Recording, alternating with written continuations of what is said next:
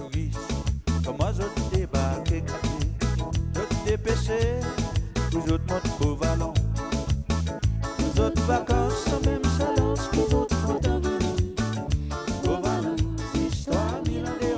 Morning, everyone. Oh, come on, come on. Okay, some of us have had tea already, some haven't, so sorry about that.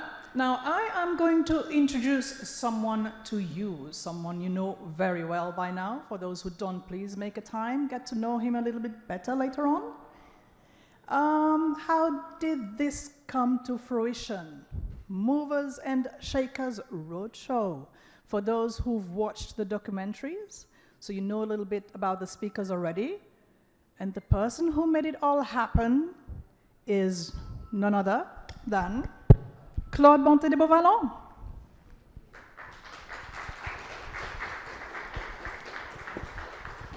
Ladies and gentlemen, a very good morning to you. How many of you have seen the show when it was on TV? Anyone? Crumbs, I thought I was more famous than that, but anyway, I mean, that's how it goes. That's why I thought I'd put it up there to remind you. Thank you very much for coming. We're going to have quite a set today. For most of you people that work for companies, we've got some people that's been in the area of human behavior and employing people and getting rid of people and so on for many, many years. So I hope they have some insight that you're going to really benefit from. What I will say to everybody that's here, I've been going to seminars, I think for the last 20 years actually, this goes on for the whole morning. But if you can get a slight aha moment, and it really is 3 seconds, 5 seconds, I didn't think of looking at it that way, that's your moment. And that can change your life in the way you do things. Let's play full out. As people are talking, please ask questions, be curious. You can't say the wrong things to the right people, so you can say whatever you want, you know. So without further ado, I'm not going to do the boring commencement speech. All I'm going to say is I've been so blessed in my life in London. 20 years ago, I went to the Institute of Directors, and there was this crazy guy talking, and I'll never forget, he held this book up. He held this book up and he said, "This is a bestseller, but it doesn't make you millions." So, and then I invited him to the Mandarin for one of my breakfasts, and when I did Dizzy, 15 years on, he came to Seychelles, and it's the second time today, and he's written these 2 books, and they are brilliant books. So, without further ado, I would like to welcome my first speaker to the stage. Big hand of applause, Mr. Beer Mat, Mike Southern. Thank you. Well, hello everybody. I am so thrilled to be back here in the Seychelles. I've been coming here since the 80s. I learned to dive here with a guy called Rick Howitson. His wife just arrived, you know, lovely. And I did Dizzy with Claude here many years ago.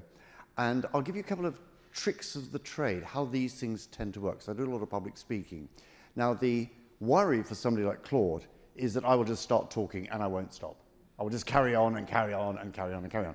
So he has very helpfully put up there, which may have a time on it, like how much time I've got to go, because a bad speaker goes on over their allotted time. But I'd like Claude, wherever he is, oh, there we go. I'm going to ask Claude to do what I ask all conference moderators to do, which is keep an eye on me. Then when it gets to 5 minutes before I'm due to stop, hold your hand up and show everybody, it's 5 minutes to go, Mike. Because that means, Mike, I don't care where you are in your presentation, get to your big rock and roll ending.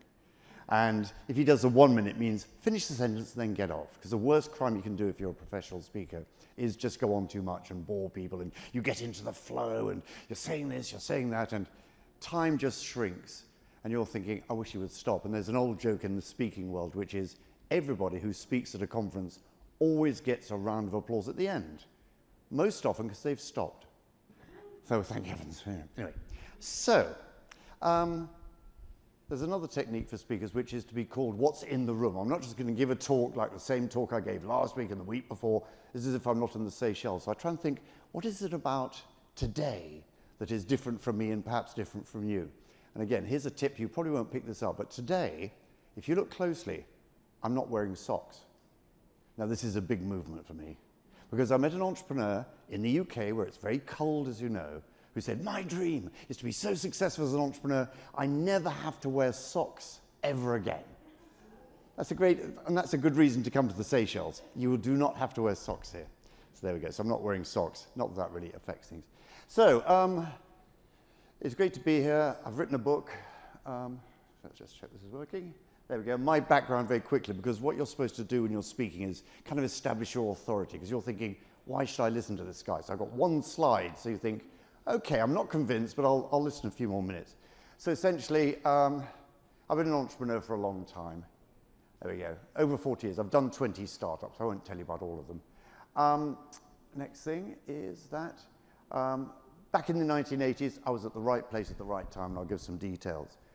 3 of us started a company, and we sold it 5 years later. Then in 2002, I co-authored a book that Claude showed. It's called The Beer Mat Entrepreneur. And I can honestly say this is the best written book on entrepreneurship ever, because I didn't write it. It was written by Chris West.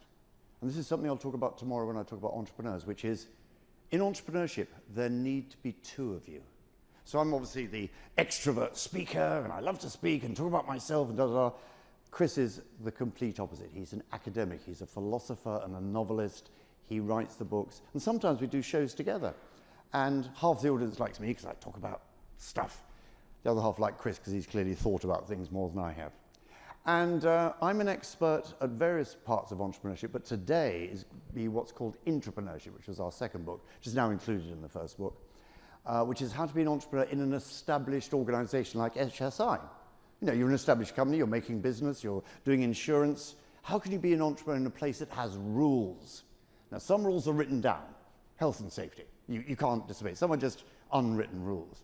So it's how to be an entrepreneur in a structured organization. So that's what I'll be talking about today. But of course, greetings from London. Can I have a show of hands of people who have not been to London or been to the UK? Anybody not been? Well, you must come immediately. Please spend money. No, I'm kidding. And what I'll do is, just as a little taster of London, because I'll do the same about Seychelles when I go back. Here are the top 3 things on TripAdvisor that you may have seen. So the first thing, here's some places to visit. Everybody know where that place is?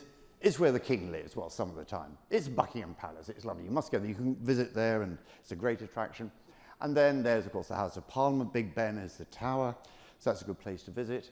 And, of course, the London Eye. It's great. You can go up there and do that. Okay, but here's your first quiz, and there's 2 points if you get this right. First, if you can tell me who these people are, and you may not know who they are. I'm interested if you don't know. And secondly, where was this photo taken? Anybody not know? So who are these people? Yes, well, we'll help the others. It's the Beatles. Very popular chaps. Now, I love the Beatles because I'm old. But the weird thing is, I was teaching at a university and I said to them, who are these people? They all said it's the Beatles. Now, this picture was taken in 1969. And that's the last time they worked together, more or less. But they're one of the biggest brands in the world. There's a nice story about that picture because they delivered this album cover to their record company. And they said, there's the album cover. And the company said, hang on, wait, you've got to put the name of the band and the name of the album, The Beatles, Abbey Road, on it. And John Lennon said, they'll know it's us. And he was right. Now, that's our dream as far as a brand goes. There's a picture which describes what we do, where people say, oh, yes, I know who that is. Of course, that's the ultimate example. But that is Abbey Road, and it's a free attraction. You can go there any day, 24 hours of the day, and there's people going across that crossing. It's an iconic picture. And the Beatles will pop up at the end of my presentation. If you're a big Beatles fan, you won't have read as many books as I have or met people that knew the Beatles or somebody I know who was in the Beatles for a while. So talk to me about the Beatles later. But anyway, moving swiftly on. Here's a quote that is attributed to many people, including this man, which is supposed to be Confucius. And it's, may you live in interesting times. Now, depending on your point of view, this is either a curse, may you live in interesting times and be miserable, or you're an entrepreneur, may you live in interesting times and there's opportunities. So it's either a curse or a blessing, depending on your personal point of view. Now, I'm probably the most optimistic person on earth, so I warn you in advance, for me, everything is brilliant. If there's a problem, we're going to fix it, it's going to be great, and da-da-da-da-da. So this is going to be a very optimistic talk, and hopefully you'll be more optimistic at the end of it than you were at the beginning. But here's my first advice to anybody doing anything, especially if they're going to be an entrepreneur, which is this: find a foil like I did with Chris. So if you're an extrovert like me, you find an introvert. And if you're an introvert, you find an extrovert. This is how entrepreneurship really works. All the very famous entrepreneurs you've heard of, people like Elon Musk and Bill Gates and Steve Jobs, there's always another person more in the background. That may be you. So you find your foil. So it's somebody with the opposite set of skills to yourself. So good examples of this are an extrovert and an introvert, an optimist and a realist, and an ideas person and a delivery expert. So find who you, understand yourself, and then find who your foil is. So we call it a magnet and either a maker or monitor from our book. And the best example of these two gentlemen, I mentioned them earlier, John Lennon and Paul McCartney. John Lennon was an introvert. He hated going on stage. He was sick before he went on stage. McCartney's still touring. He loves the adulation. And there's a lovely song that they wrote together. And this is from Sgt. Pepper, where the first lyric is by Paul McCartney, all optimistic. The second one is by John Lennon, the kind of realist. So I'll just play this for you and listen in.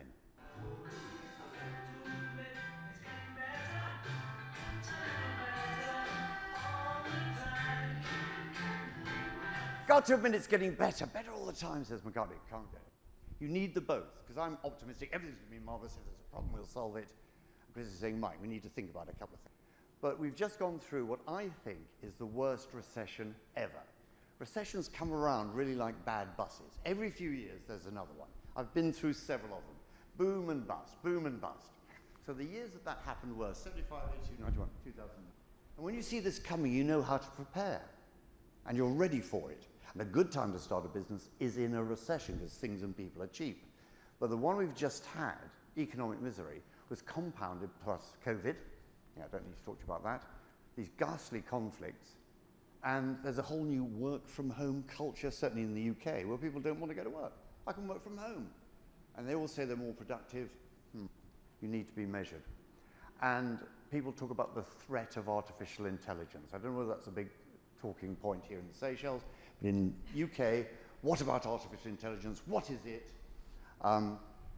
Is it a threat? Is it a bonus? I think it's something that you can make money out of, but there we go.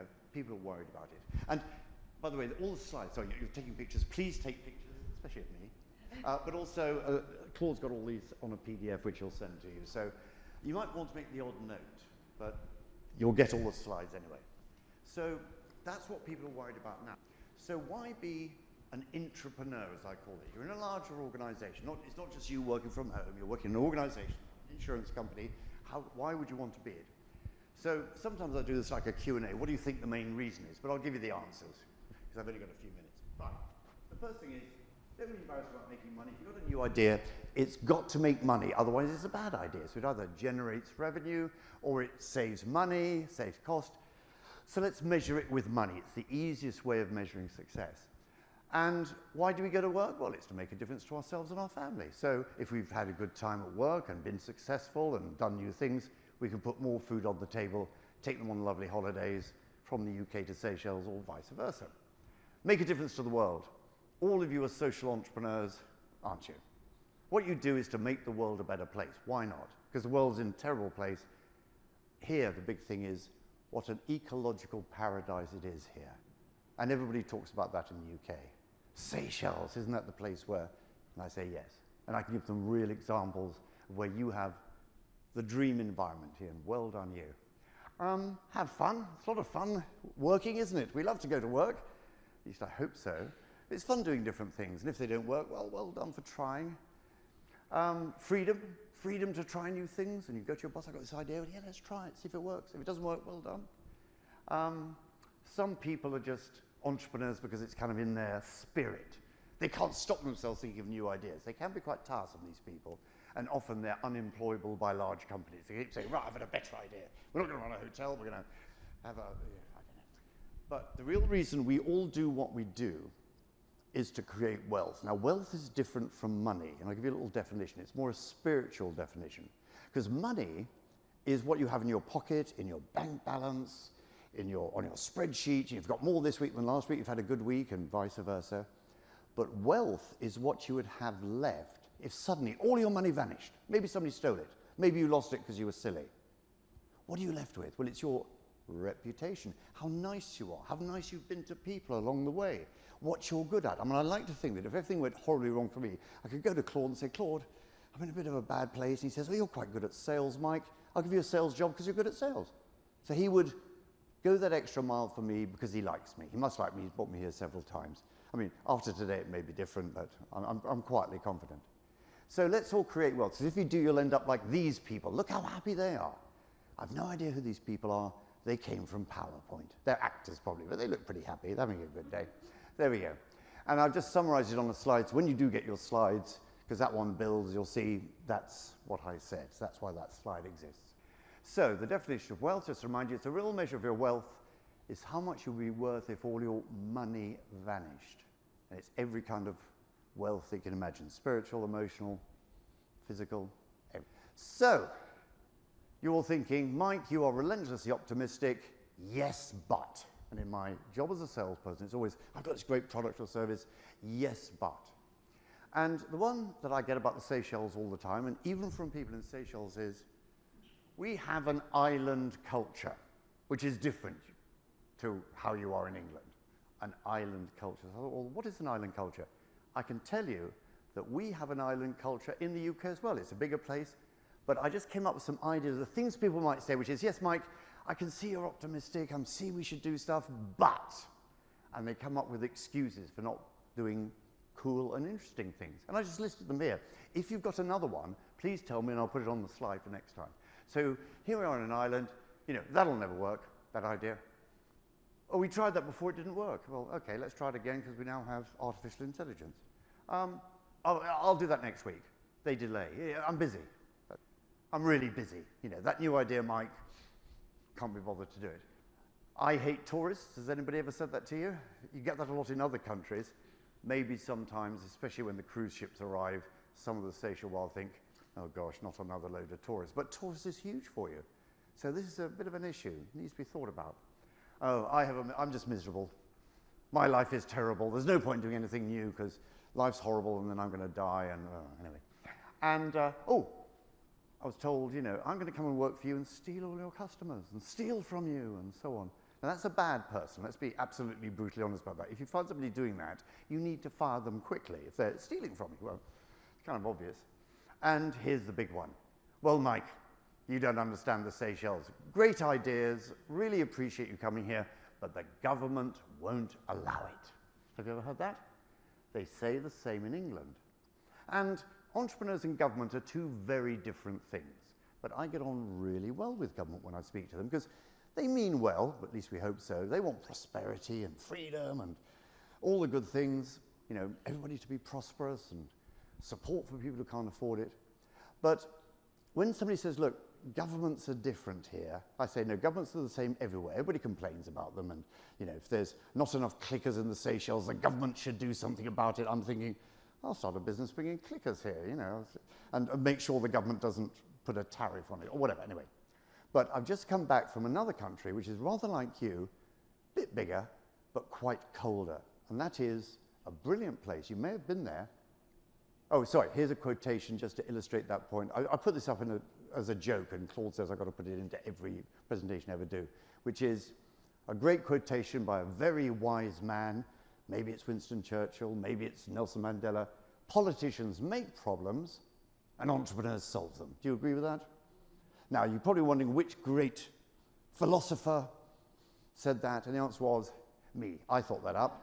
So please tell everybody, and please, you can use any of my material in anything as long as you give me a credit. So if you see something good, or Mike said this, totally legitimate, please put this slide up, and I'm sure they'll invite me back here to the Seychelles. Anyway, so I just went to a place which is like you, only, in my view, the most entrepreneurial country on earth. Better than America, better than the UK, because it's smaller than both of those, but it's a bit bigger than you, and that is Estonia. I just happened to be there. It's the most brilliant place. And I write for this magazine, the London Business Journal. That was the front page, and I wrote this article, Welcome to Estonia, how the Estonians are solving everything, including global warming. I mean, global warming is a problem, carbon dioxide. They've got a process for solving that. And I wrote up the guy that turns carbon dioxide in the air into big lumps of carbon, then you can formulate it into batteries if you want. So Greta Thunberg can go and worry about something else now.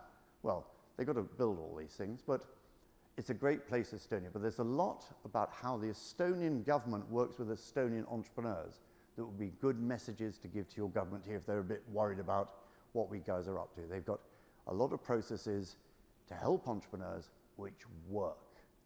So if I speak to anybody here in the government, I'll probably say, well, talk to the Estonians. They've got it right, and it's a fabulous place. So that's a good example of, if you say, oh, that'll never work in the Seychelles. It works in Estonia.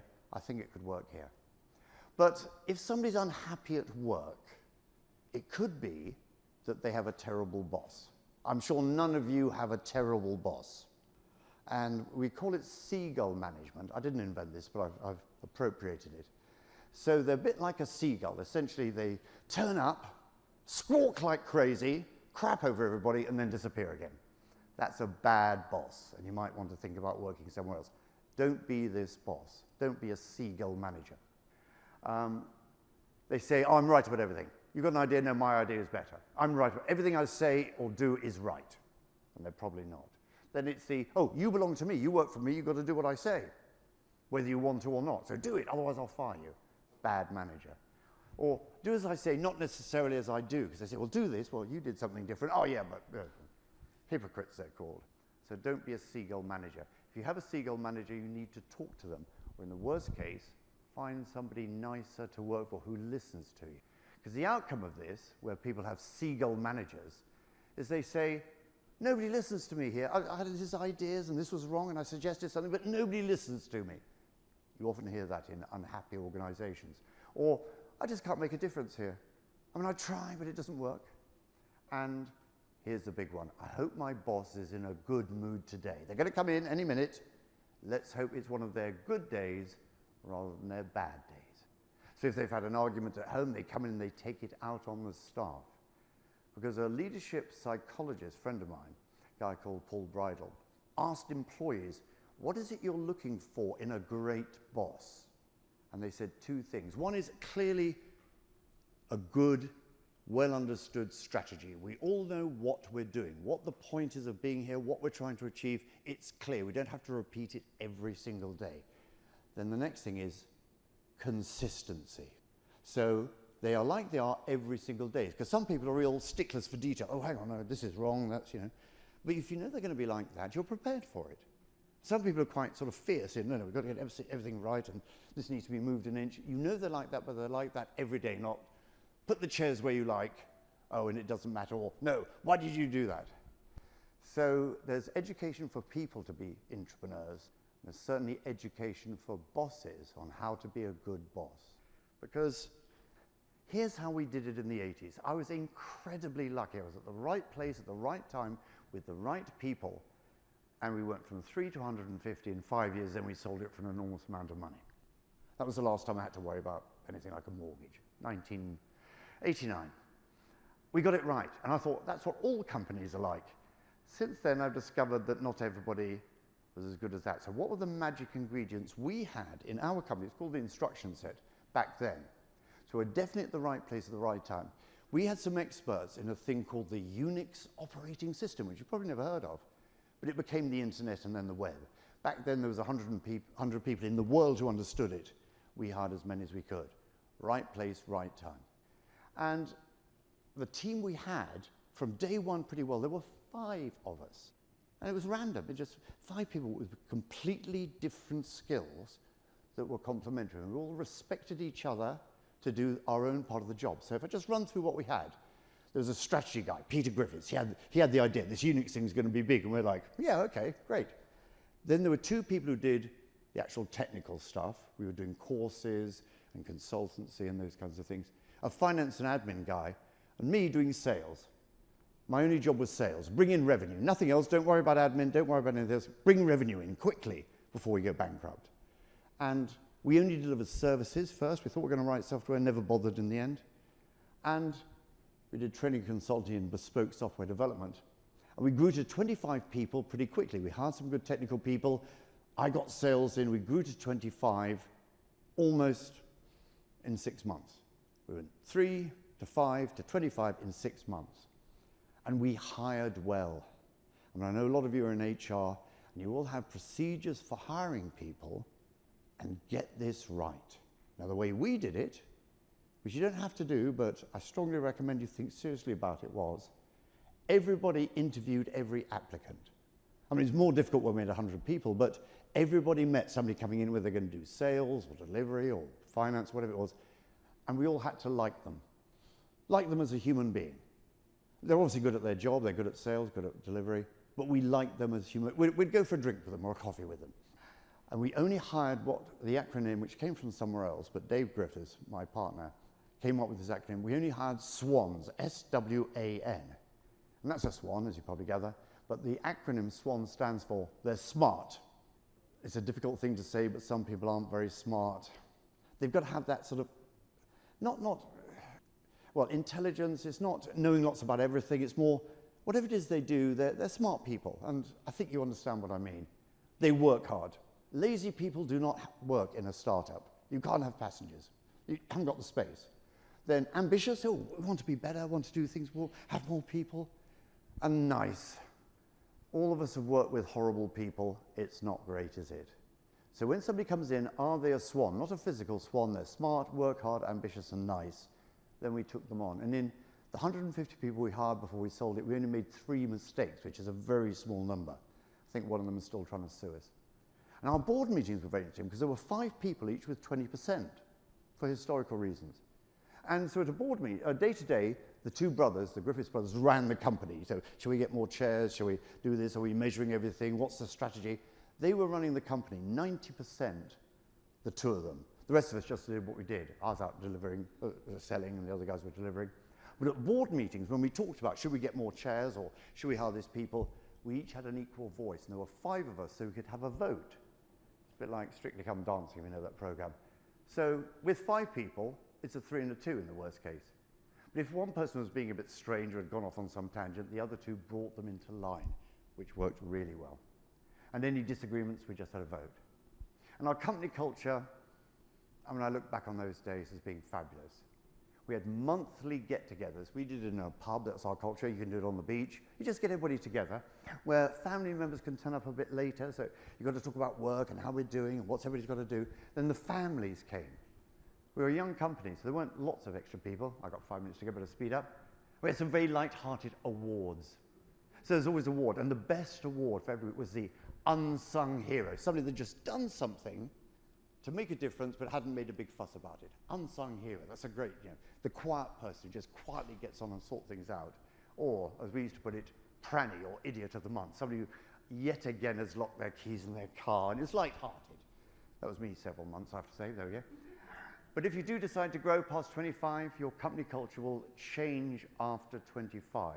You can stay as a boutique business as long as you like, but if you want to grow past 25, I just say, look, simple thing, you're going to need people managers past 25, so hire grown-ups, somebody that's worked in a large organization that understands how large organizations work. Because when you get past 25, you have to have systematic measurement of what's happening. Is Mike selling enough day by day? Are we delivering enough day by day? And in a small culture, people don't like that. In a large culture, you have to have it. There's no way around it. And I do recommend putting in a stock option program, so if somebody comes in and buys your company, everybody benefits. We didn't do that in our company. That was the only mistake we made. We should have had a better stock option system for people that weren't there at the beginning, but had earned the right to make a lot of money. And 5 years later, we went to a pub. I was called back from Boston. We sold the company. That was a bit of an interesting day.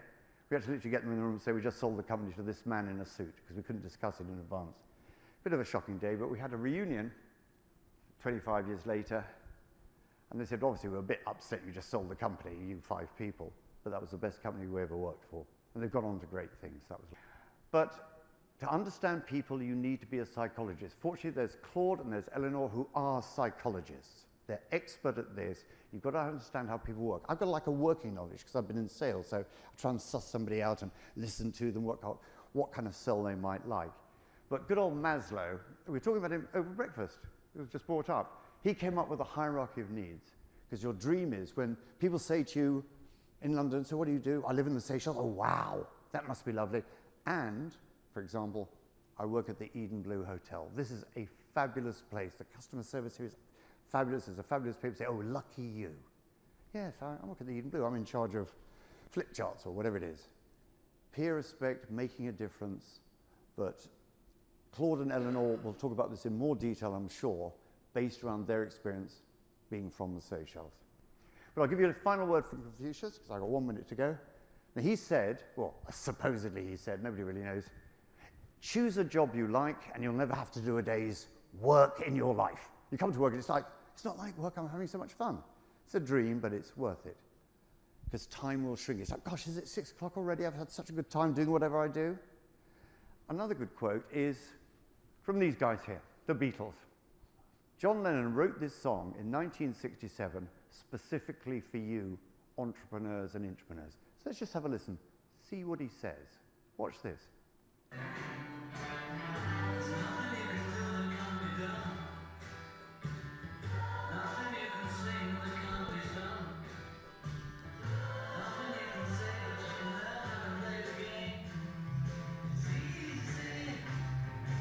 So there we go. The man nails it.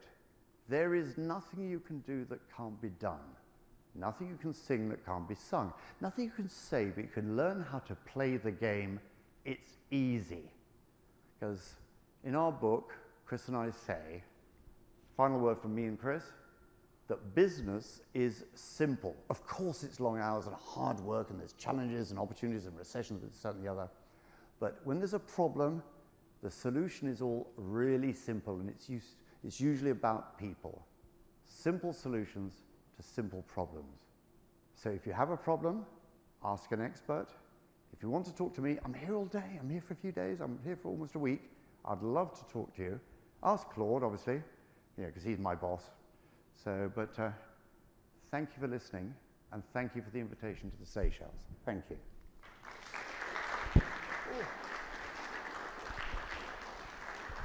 Only overrun by a minute. Thank you very much, Mike. That was impressive, actually. I better stop the clock. So we don't go. No, it's okay. It's fine. There you go. My cue. You see, this automatic system does everything.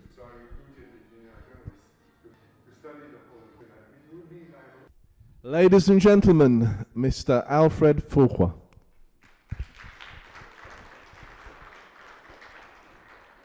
Good morning, and I don't know what I'm doing here, but Claude brought me into this, and coming after Mike is a very tough challenge. But maybe I can say this without being too presumptuous. He explained you the theory, and I think it's interesting maybe to share the experience, which is called reality. So yesterday, when I left the office, when Sarah, my faithful assistant here present, left the office, she said, how am I supposed to dress? I said, I don't know. And then she made me think, how am I supposed to dress? And seeing that today I'm going to try to give you a blunt and true vision of a part of my life and my philosophies, I thought about, well, how should I dress? Well, the way I'm dressed every day. This is how I dress every day. So I'll try the best I can, like I said. So I'll try not to bore you too much. And let's do it. So I was born in 1961 in a wealthy family. And for those who think that wealth guarantees happiness, trust me, it's not true. So we had a lot of family issues. And at the age of 19, I left home because I thought for my personal balance, it was better to leave the family house. I went to Scotland for 1.5 years and then I had to come back because I had to do national service. In Belgium, it was still a legal thing, and if I hadn't served it, I would have been a deserter in Belgium, and I wouldn't have been able to come back to my country for 20 years. Then I worked as an employee for maybe a year and a half, and you know, I was frustrated often because going through the days and the weeks, and I was seeing opportunities and things to do, but I couldn't do it because I was stopped and I was held back. So at 21, I opened a shop, and it's called Musical Car. So I guess it speaks by itself. It sells car stereos and alarm systems. And it was a 6 square meter shop, and next to it you've got the entrance, the garage. And so I got into car stereo installation. The first year was quite catastrophic. The shop was not doing well at all. So for the first time I said, sit back and think. We will not be able to get clients by just waiting here. We need to go and get them. So I thought, but what are the profiles? Who are the people who need these car stereos? And not individually, because I cannot go to door to door. I need to find larger organizations. So I went to visit leasing companies and rental cars companies because they needed car stereos. And I got my first contract after a few months with a subsidiary of Avis Rent-A-Car. And then I got my second contract with Avis. And then I got my third contract with LeasePlan, a company which has 27,000 vehicles in Belgium. And at the end, we opened a second shop the next year. And then we opened another company called Car Audio Lease. And within 3 years, we reached, we were about 40 people, 18 technicians on the road. And we had invented something. What did we invent? What was our difference? Is that we offered to these companies a service of simply going to them to install the car stereos. The only difference between why have we been very quickly successful is because we made a difference compared to our competitors. The competitors were asking to bring the cars to their garage and take them back when they were finished. We said, we'll come to you to install it. And we changed simply, with a simple idea, we changed quite a lot of things in the sector. I then evolved under the name of Musical Car because mobile telecom came in. You remember, some of you, the first Mob 2, the 450 megahertz, the 4.5 kilo Nokia. Yes, it did exist. 4.5 kilo portable, they called it. And but they needed installation, of course, these phones. So we were the right specialists or the right dedicated professionals because we were specialized in installing electronics in cars.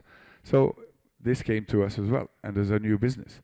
So we installed a lot of these 450 Ericsson, Siemens, and Nokia at the time, Nokia Mobira. I also at that time believed in this, and I opened the first shop where people could try a portable phone. We call them in Belgium GSMs. And it was a very simple idea. People could walk in the shop and make a phone call because nobody had ever tried a mobile phone before. So it was something also some people talked about. And we got very successful. Then, as you know, the mobile phones reduced in size drastically. They came from 4.5 kilo down to what we know today. Well, not immediately to the ones we have today, because the one today's have a lot of data applications. At the time where they were just phones, even when we moved to 900 megahertz, the mobile phones much lighter, but still no data. And then it moved to data slowly. Then also in this business, mobile telecom, we saw some opportunities when especially navigation system came in. And everybody calls it a GPS. It's not a GPS. it's a navigation system. A navigation system uses a GPS, just some technical information. And when you link a navigation system to a mobile phone, you can start communicating and tracing cars and organizing, doing fleet management, optimizing the routes, running taxi companies, because the system will know exactly where the cars are, and how long it would take them to go from A to B, and optimize that, which a human brain cannot do as efficiently as a software.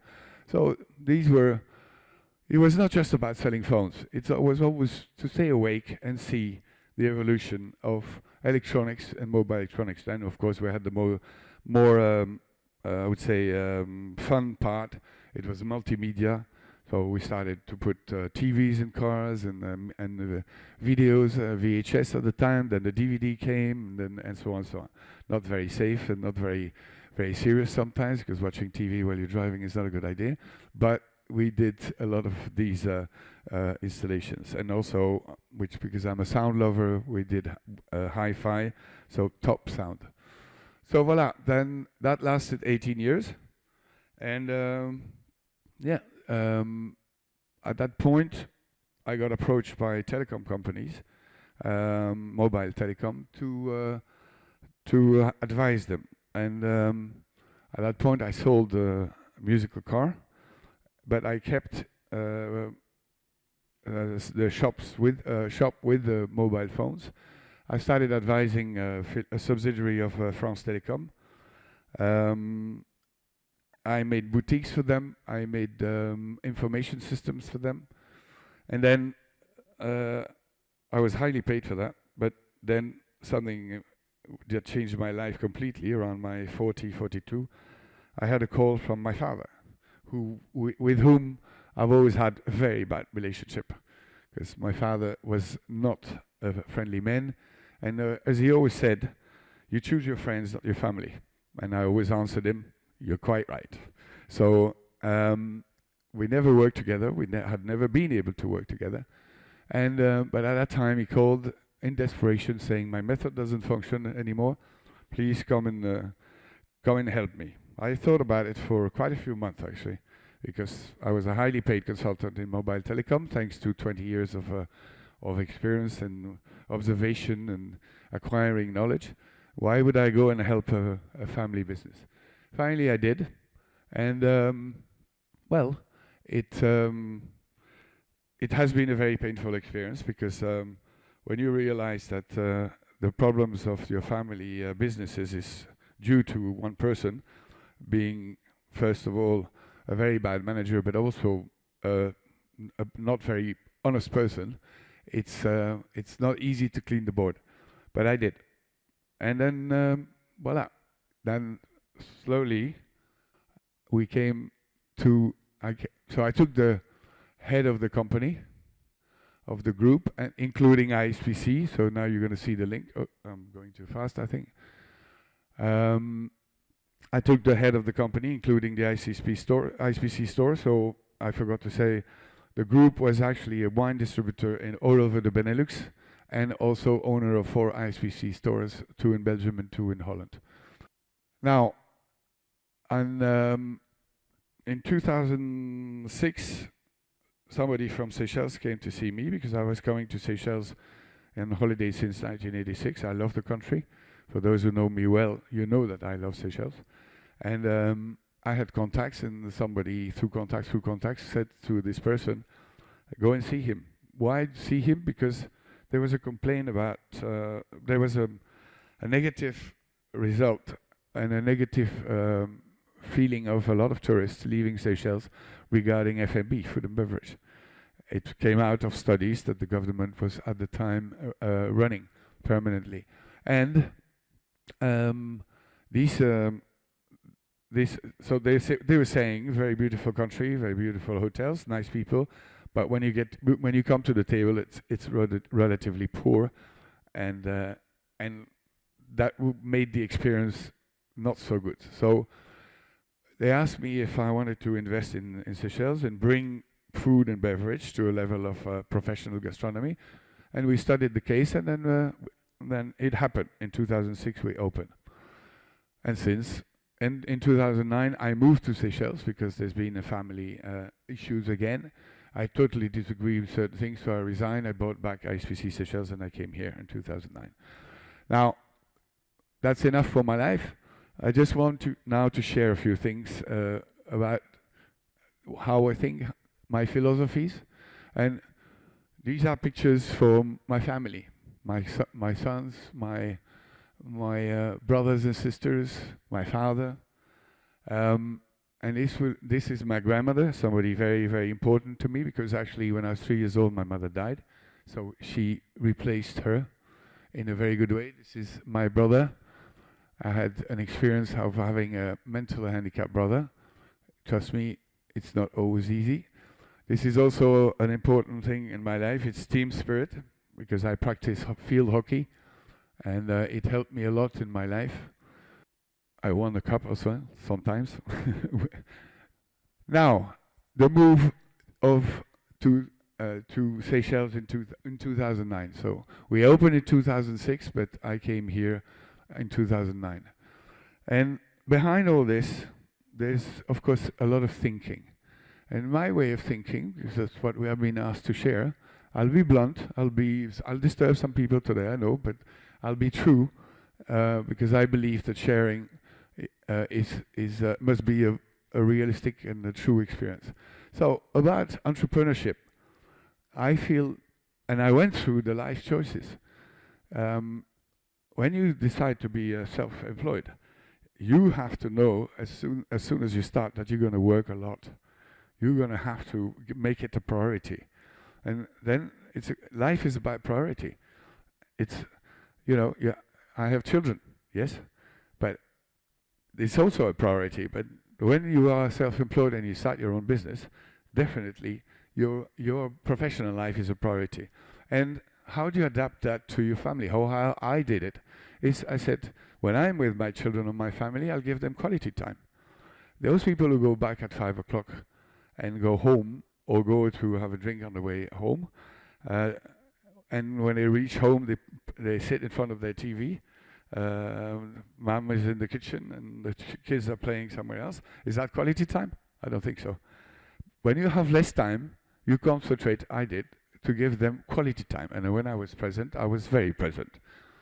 Also, being self-employed was something that allowed me to have what is fundamental for any of you, any of me, and certainly for me, is to reach the sense of achievement.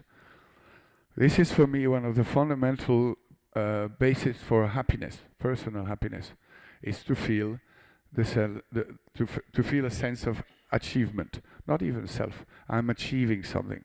It's very important, and a lot of people tend to forget it. Now, being an entrepreneur, I've just mentioned the statistics in Belgium.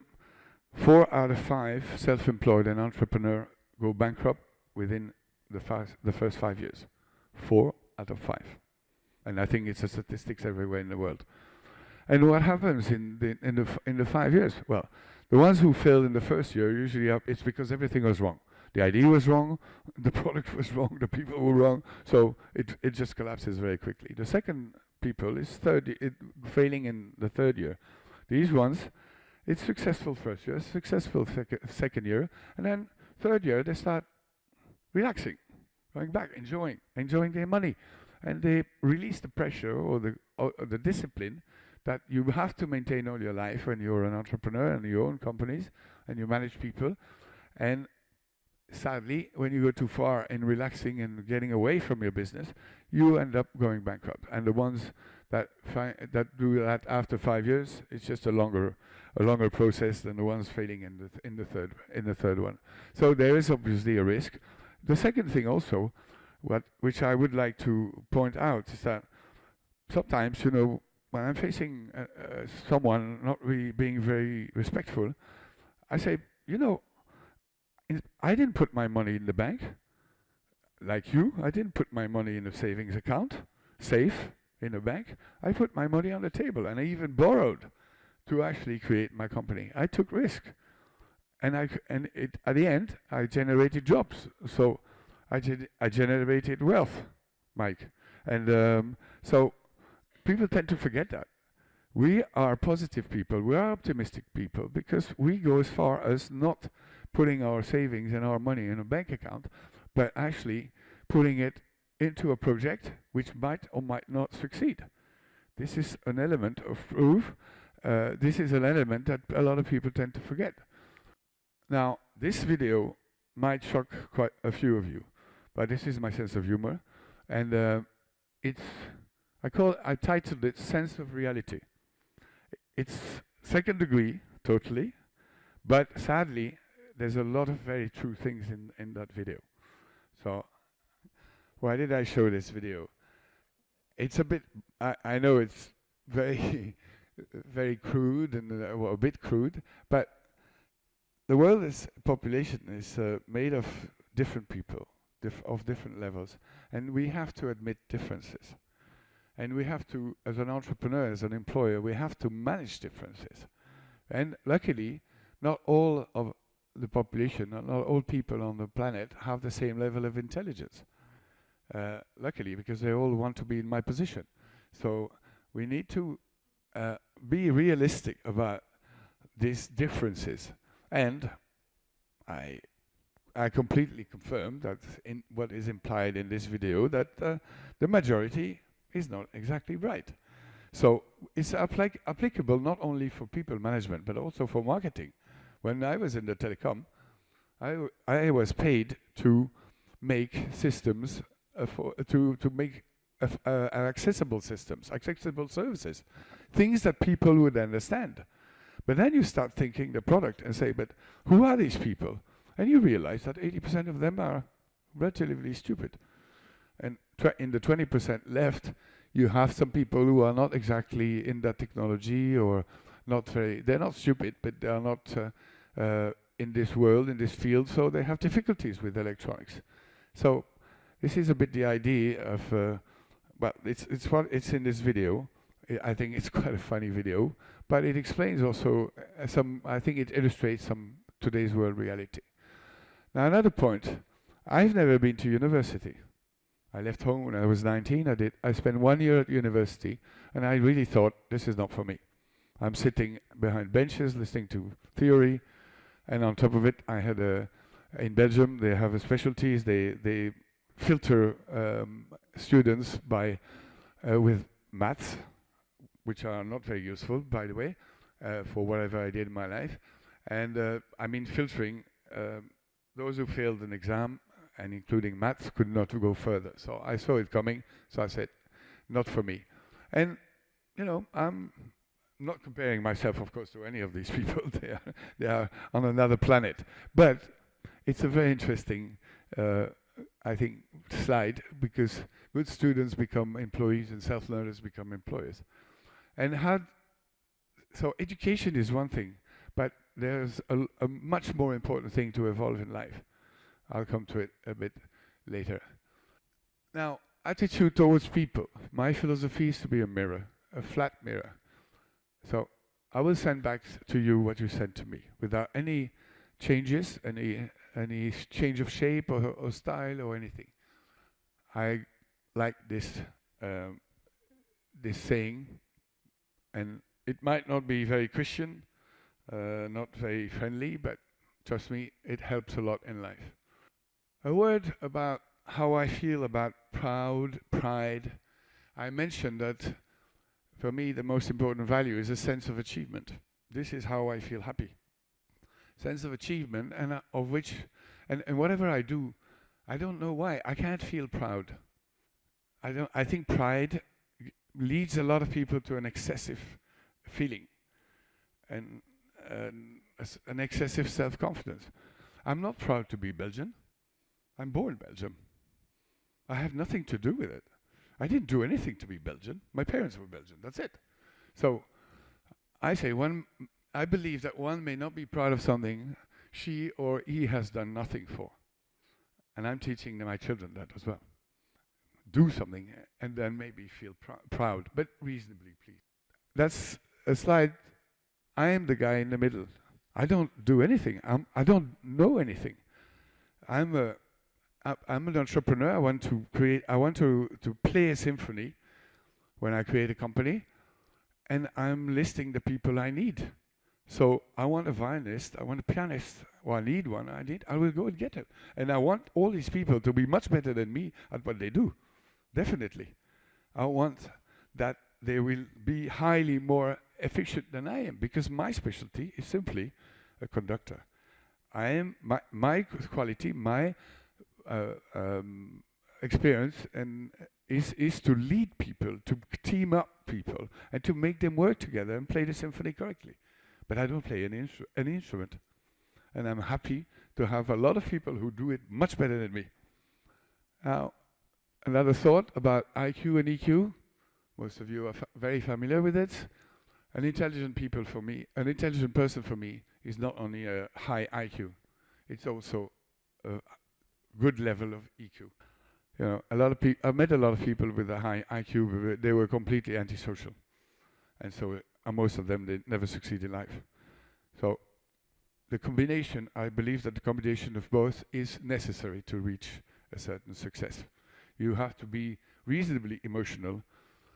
And one of the person I admire the most is Einstein, because this scientist was amazingly intelligent, but he was also amazingly emotional, and he was a great philosopher. I invite you to read a lot of the quotations that Einstein said. Meetings, that's one important thing for me in ISPC. There's no meetings.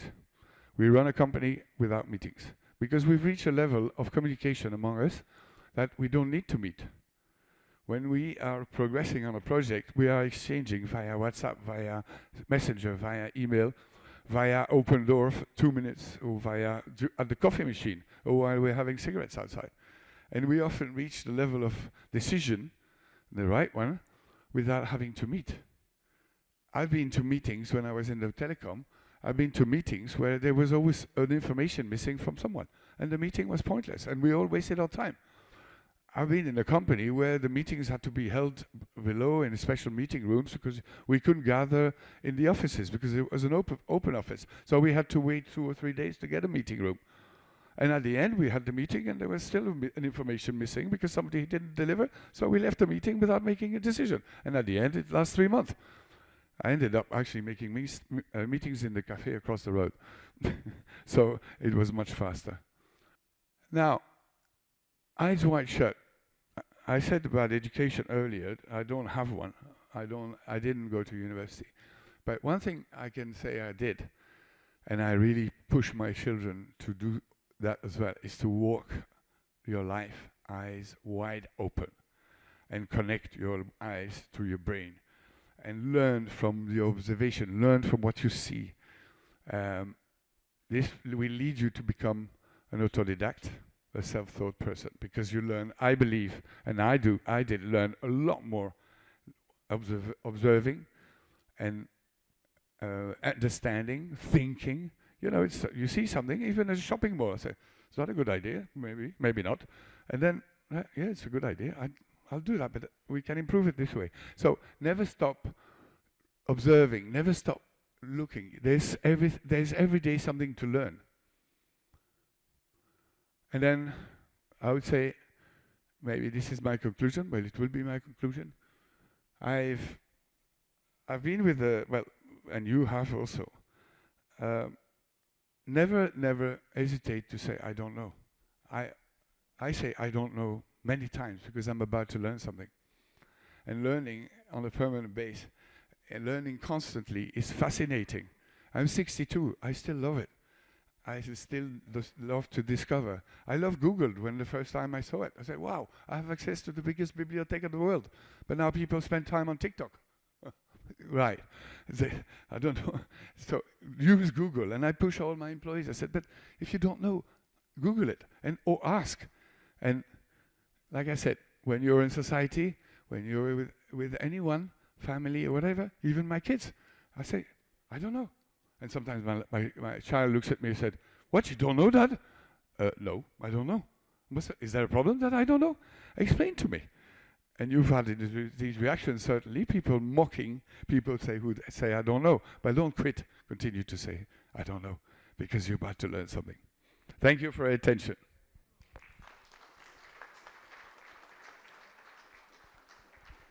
Thank you very much, Alfred. That was a brilliant presentation.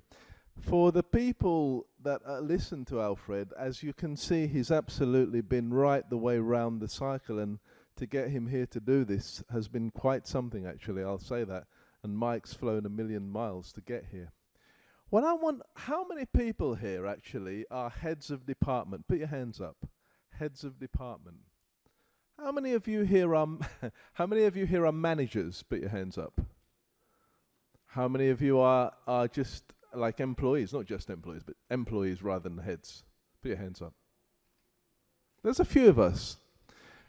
How many of you, whatever denomination you're in, are thinking, if I can get this thing solved, it'll change my life? How many of you? You've got to know what it is. Anybody? What's your biggest pain with managing or with people? Or if you're an employee, what's your biggest pain with managers? You don't have to tell me right now, but put your hands up if you've got one of them. Right, okay. Anybody else has got one of them? One. Okay? Right, now, this is going to be a bit of a networking session, and we're going to just go to a short break. Mike's in the house, Alfred's in the house. Somebody get the door and don't let them out, right? Make sure you ask them whatever it is you want to know to do with people and companies and growing organizations.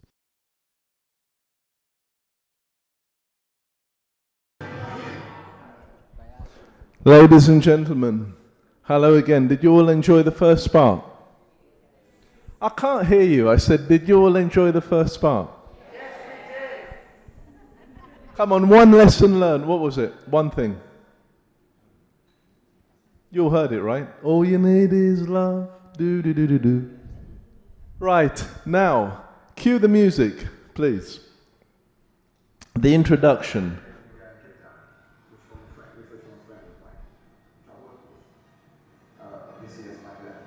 I had fun making this. But he's really a mentor. He shows us the ropes, he gets sure we know what we're doing, and he really prepares us for life going on. It wasn't easy at the beginning, it was very hard. Trust me, many people think it's been easy. It hasn't. It has a lot of pain that came along with it. Ladies and gentlemen, please put your hands together for Mr. Zamad Suleiman. Thank you. Thank you all. Can you, I guess you can hear me, because my voice has been pretty bad the past few weeks. I've had the flu, and I've been battling. And I thank Claude for inviting me here and being part of the Movers and Shakers. And my name is Zamad Suleiman. I'm 54 years old. I've been running a business or businesses for 25 years. Two of it were 25 years and 2 over 10 years. And we just did a 5th one, and it's the biggest one coming. So, I started this journey about, let's say, 27, 28 years ago. But officially 25 years, 1999, we opened the restaurant, which is Sam's. It's where set the platform for me and progress to Spa eventually.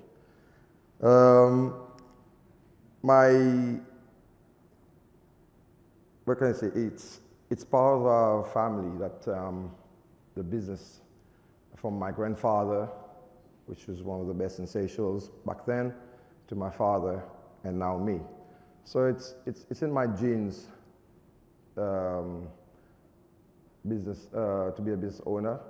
And from generations to other generations to me, finally being a business owner. To your surprise, I was also employed back in the early 90s, and my specialty is IT. I was a computer guru back then, and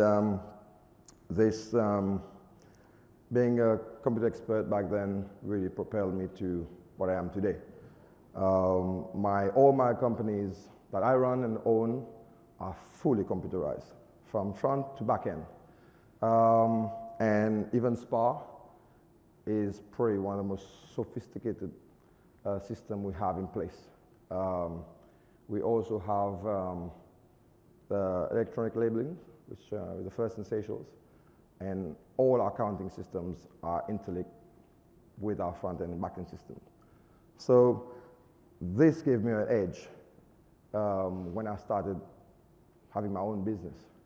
Computerization is an absolute must in any business that you do, whatever level you're doing. So, I worked for Mason's Travel when I first started, and then I moved to VCS with Mark Wao. He was basically my mentor back then, and I still now and then talk to him if I need some sort of advice. And being a business person or business owner became naturally for me. I don't know how or why. Taking risk, I don't know what the word risk is, to be honest with you. Because if you over-calculate a business, you will never do it. You will never, ever do it. You need to calculate it, but don't over-calculate the business. It will never happen. You will find all sorts of ways not to do it. Simple as that. You will say, oh, it's too costly. Oh, I don't have this clientele. Oh, there's no market. You will convince yourself not to do it. Now, when I did Sam's back in 1999, I found there was a gap. There was only one restaurant in town. And my knowledge of restaurant was very limited, trust me. And so what I had to do, I'd hire someone who knew how to run a restaurant, and I would learn from that person. I had to get a good chef and a good maître d'hôtel, literally. So I would learn from him. And one thing I do best, I'm a fast learner. So for you to reach that level, you need to learn fast. And one thing you need to have is a very good common sense. Very, very good common sense. You need to be able to solve problems. Problem solving is what I do best. Okay? Trust me, doing spa was a pain. It had so many issues. But you cannot allow one issue to become another issue and become a bigger issue. You need to solve the first issue to prevent it from being a bigger issue. So that was spa. So spa for me was the biggest challenge ever in my life. The reason why? I knew nothing how to do a retail shop. I didn't know how to sell one baked beans. But again, I'm a fast learner. And people did say that I would not survive. And they probably had a point, at one point, yes. But I kept believing in myself and understand that I need to solve this problem. Whatever problem there was, I need to solve it. Because I can't give up. The word fail doesn't exist in my vocabulary. It doesn't exist. If you can ask my children, you can ask my wife. It doesn't exist. And should not exist if you want to progress. To be a great business owner or entrepreneur, you just have to remove that word completely and problem solving. You need to find ways to solve any issues for you to grow. And trust me, to be a business owner means long hours. You're the first one in and probably the last one out of your office or your business. When I did the restaurant back in 1999, I worked 15, 16 hours. But I knew I had to do it. Nobody else would do it. I go in the morning, I have to go to the market to get fresh produce. We do everything fresh. If anyone heard of Sam's back in 2000, you understand what I'm saying. This restaurant was busy.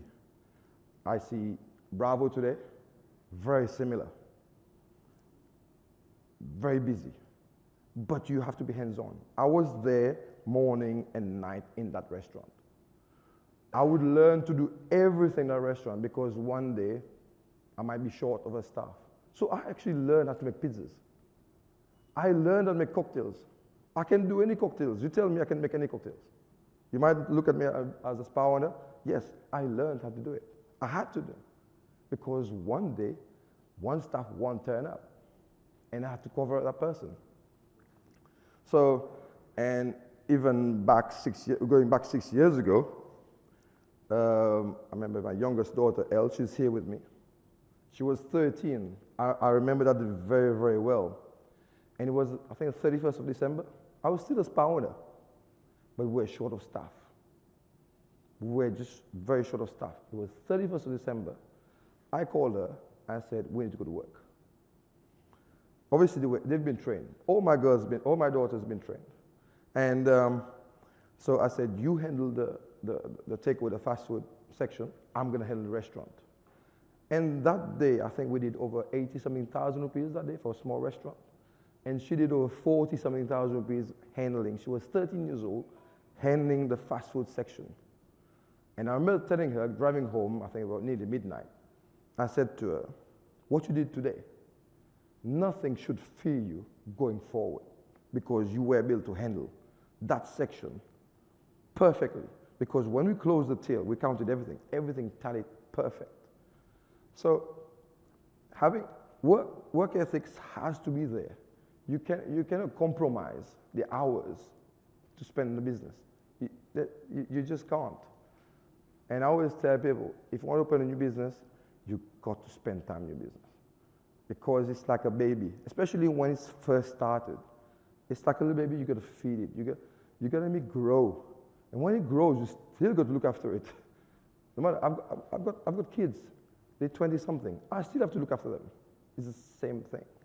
So, and being a business owner, you need to have a lot of discipline, a lot of self-discipline. I've seen a lot of business owners fail because of lack of discipline, okay? Meaning discipline is that everything has to be logic. Everything has to be, you need to portray yourself as a leader, meaning that staff look after you because you are leading them in terms of examples, okay? I don't party out a lot. I don't overdrink a lot. I don't smoke. I have a wife. I have a family. This is what is important for me. My business, my family, this is what's important for me. This is what makes you a leader. This is what makes you lead and people look up to you. So for me, this is very important. Discipline is extremely important. And obviously work ethics. You need to have the work ethics. So, and never give up. The word fail should be out of context. We actually are about to attempt the biggest project of my life. So when I first started in 1999, I think the whole building I did in town was about 4.5 million I did. Even back then, was a lot of money. It was crazy. And then I did SPA in 2013. That was about 20 million by the time we set up with all the stock. And now we're about to attempt a 200 million project. So am I ready to do that? Yes. Is my skill set ready to do that? Yes. Why? Because 25 years, I was able to build up all the experience for me to attempt that. If you tell me to do that 15 years ago, I've said no. I wasn't qualified to do it.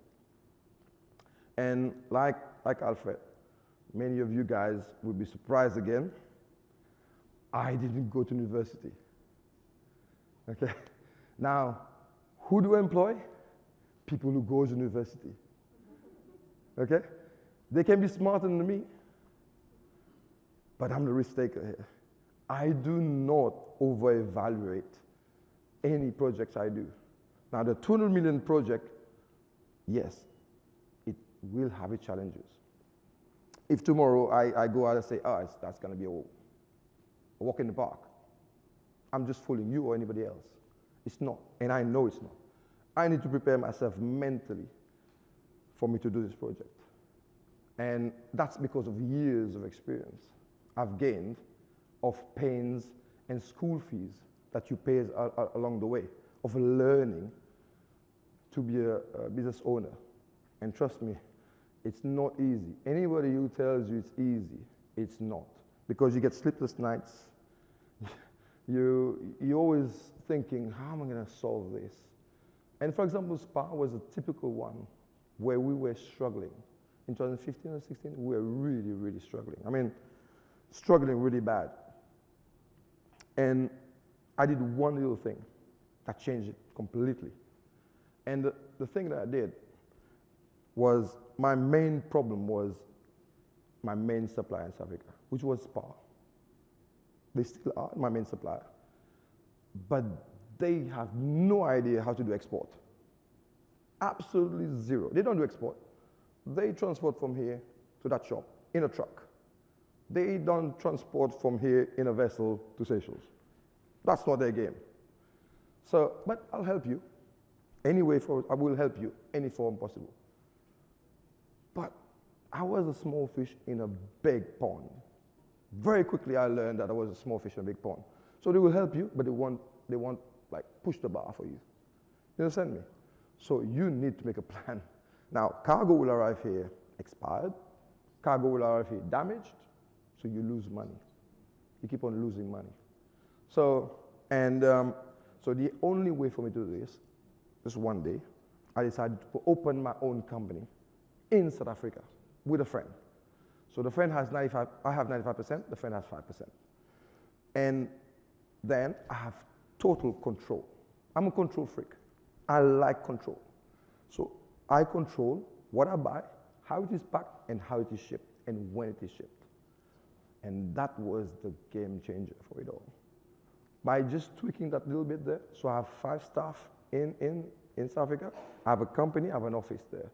They handle all the logistics, not Spar. But we still buy from Spar, but they don't handle anymore. So since that move, and made a huge difference. And when also we're failing is when STC hypermarket opened in 2015, we lost about 25% of our sales overnight like this. And that can actually kill you as a business. So we got a little bit lucky. Our customers came back, okay? And the rest is history. We were able to revamp the whole store last year with 0 bank assistance whatsoever. All our profits went back straight into the store and make it a fantastic store. Now we have a better store to run, a bigger store to run, and more things to offer. That's what we've done. And in the future, we're planning to do smaller stores on Mahe, but certain locations. But we need to be careful. Okay, we have a lot of guys competing against us, so we have to be wary. But in general, that's been basically the story of my life. We also opened a clothing company back in 2011. Started in town with myself and my wife. She's here. And we all work as a family together. I always tell my kids, stick together, we grow together, become stronger together. And trust me, it works. That model works. As long as I'm here, I'm their mentor. I'm going to teach them the ropes. At one point, I'm going to stop. You know, I'm 54 now, and maybe 10, 15, I don't know. I will just have to stop. You know, there's a limit to it, and they'll have to continue the journey. The journey is long. I always say the journey is long, but you need to continue the journey because Spar is here to stay. It's not going to go anywhere. We've set a name already, and it has to carry on the journey. So I don't know if I think there's somebody who has questions, no? If there's a question. So, first of all, I mean, Zamad's story has always been very interesting. You've got a choice. You can either have a question for him. Actually, let's sit on the stools there. That's what they're for. You can either ask him a question, or you can pick a question from the bowl. So first of all, does anybody have a question, a specific question for Zamad, who went from Sam's Pizza to Spar? One question. Okay, Alfred.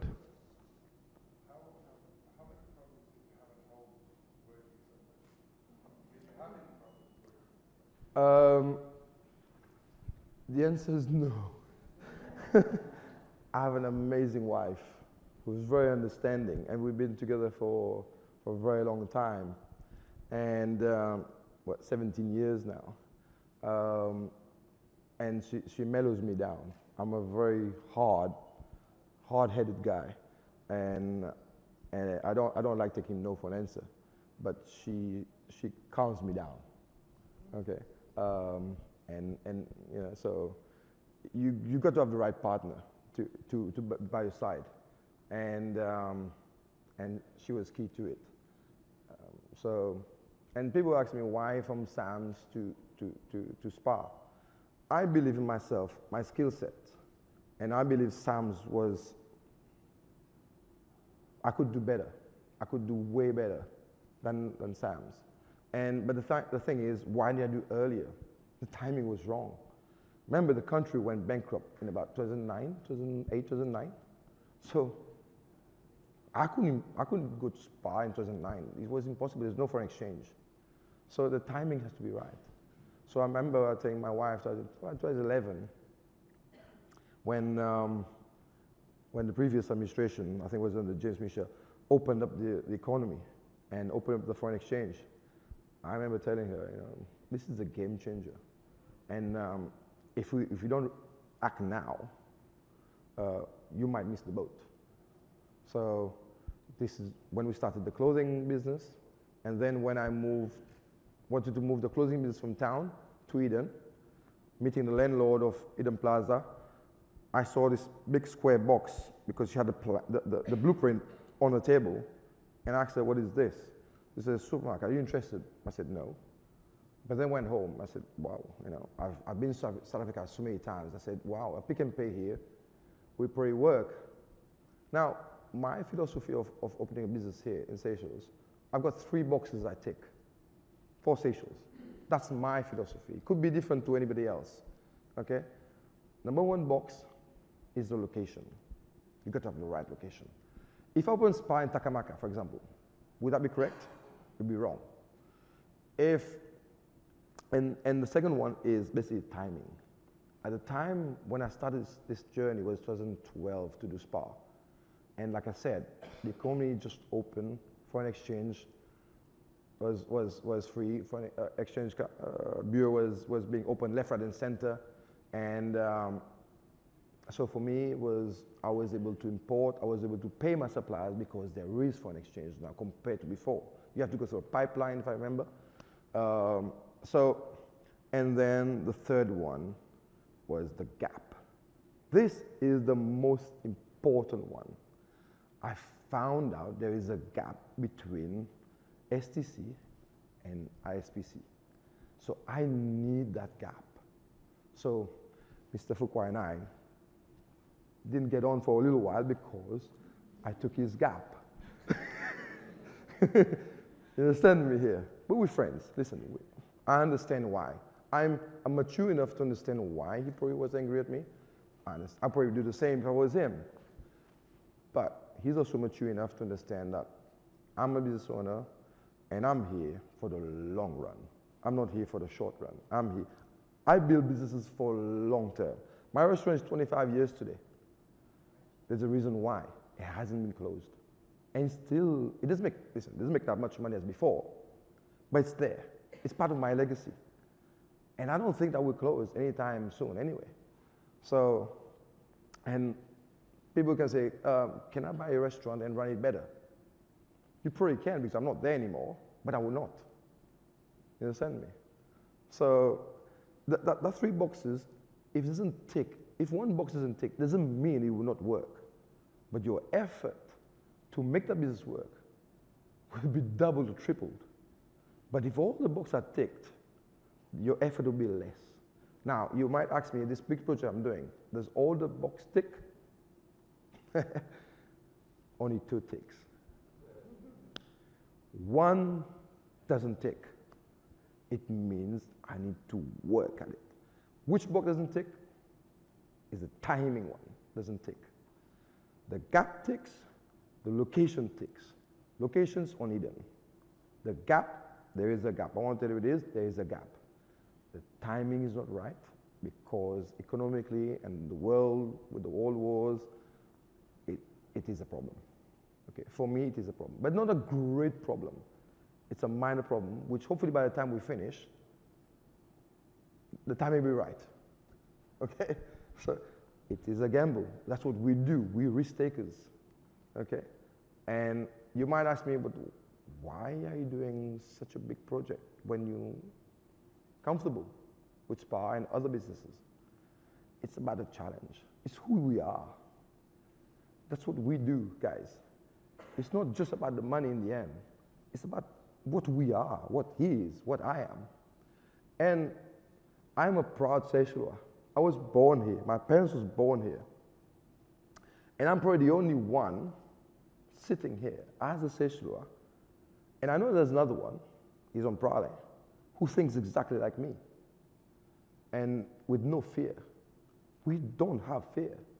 I can do a project today. If I face in line, I will have no fear doing it whatsoever. I will go head on with it and do it. And people will say, I'm mad. But trust me, if I over-evaluate a business, I will not do it. No one will do it. Yes, we do the calculations. We do all the works that we have to be done. All the projection has to be done. But you cannot over-evaluate a project. It's not going to work. Thank you very much, Samed. I hope you can hear the conviction in his voice as to how much tenacity this man's actually really got. You know, I mean, that's a paramount. I think we're coming up to the end of your time, so yeah. I want to ask one question, and actually this is for all the people that employs people. Typically, if you sign a contract, I mean, in London, in here, you get a 3-month probation period on it. Is a 3-month probation period long enough? No. Why not? You need minimum 6 months. Right. Why 6 months? You need to learn the behavior of the employee. You need to understand the employee that's working with you. And 3 months, I don't think it's enough. We work on 6 months. And over the years, we've learned the 6 months work. And we also give it a chance, the employer, to prove themselves to us. They need to prove themselves. And 3 months is not enough for them to prove themselves. I don't think so. Thank you very much. HR people and people that employ people learn from that, because that's a very, very good point to stop on, because we're going to take that to the next level. Okay, go on, just quickly, go on. I have a question. At that time, it's a bit difficult to choose a company. Why Spar? You get Carrefour, you get IKEA. Okay, it's a good question. When we first started, it was going to be a Pick n Pay. Okay, we approached Pick n Pay in South Africa, but we had so many issues with Pick n Pay. Pick n Pay, they have these royalty fees they charge you. Plus, they charge you a fee on your turnover. Okay, so that didn't work for us. Okay, because it kills your business. Literally, it takes money from a percentage from your turnover. So we moved from Pick n Pay to Spar, and Spar for us works with it because it's a family business. When you join Spar, they will shake hands with you. The first thing we'll tell you, welcome to the family. This for me is very important. I'm a family man. This is very important for me. And what Spar only charges a license fee. It doesn't force me to do 10 stores across Mahe. They don't do that. They're going to charge you a license fee, which they think it's feasible for that business. Now,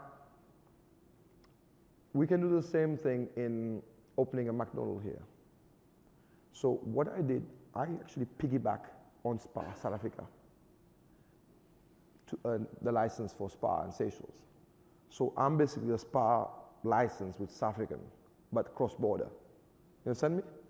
If I go to Spar International, I say I want a Spar license here, they will say no. Because the fee you're going to pay is too big for the license. It's probably about $1 million or something. But you need about 10 stores to be able to pay that license. But we can't have this here. So I have to piggyback through Spar South Africa, and they just charge me a minimum because they have 250 stores. So they charge me a minimum fee. This was reasonable for us. If you do a McDonald's here with the same thing, you have to piggyback with a company in Dubai or South Africa, because McDonald's in USA will not allow you. They would want 10, 20 McDonald's because the fee they're going to charge you is crazy. So that's how it works, to have a brand store or a brand here in Seychelles. And also, at first, Spar didn't like the idea of having a Spar here because it's too small. Okay, there's not enough people.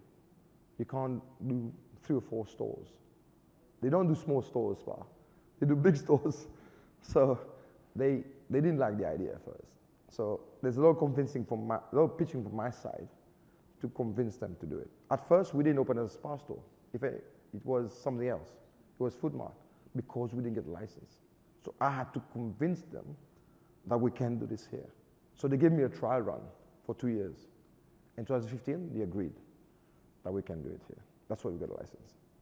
It's not that easy. So it's all these crossroads you have to come across. So why I chose Spar?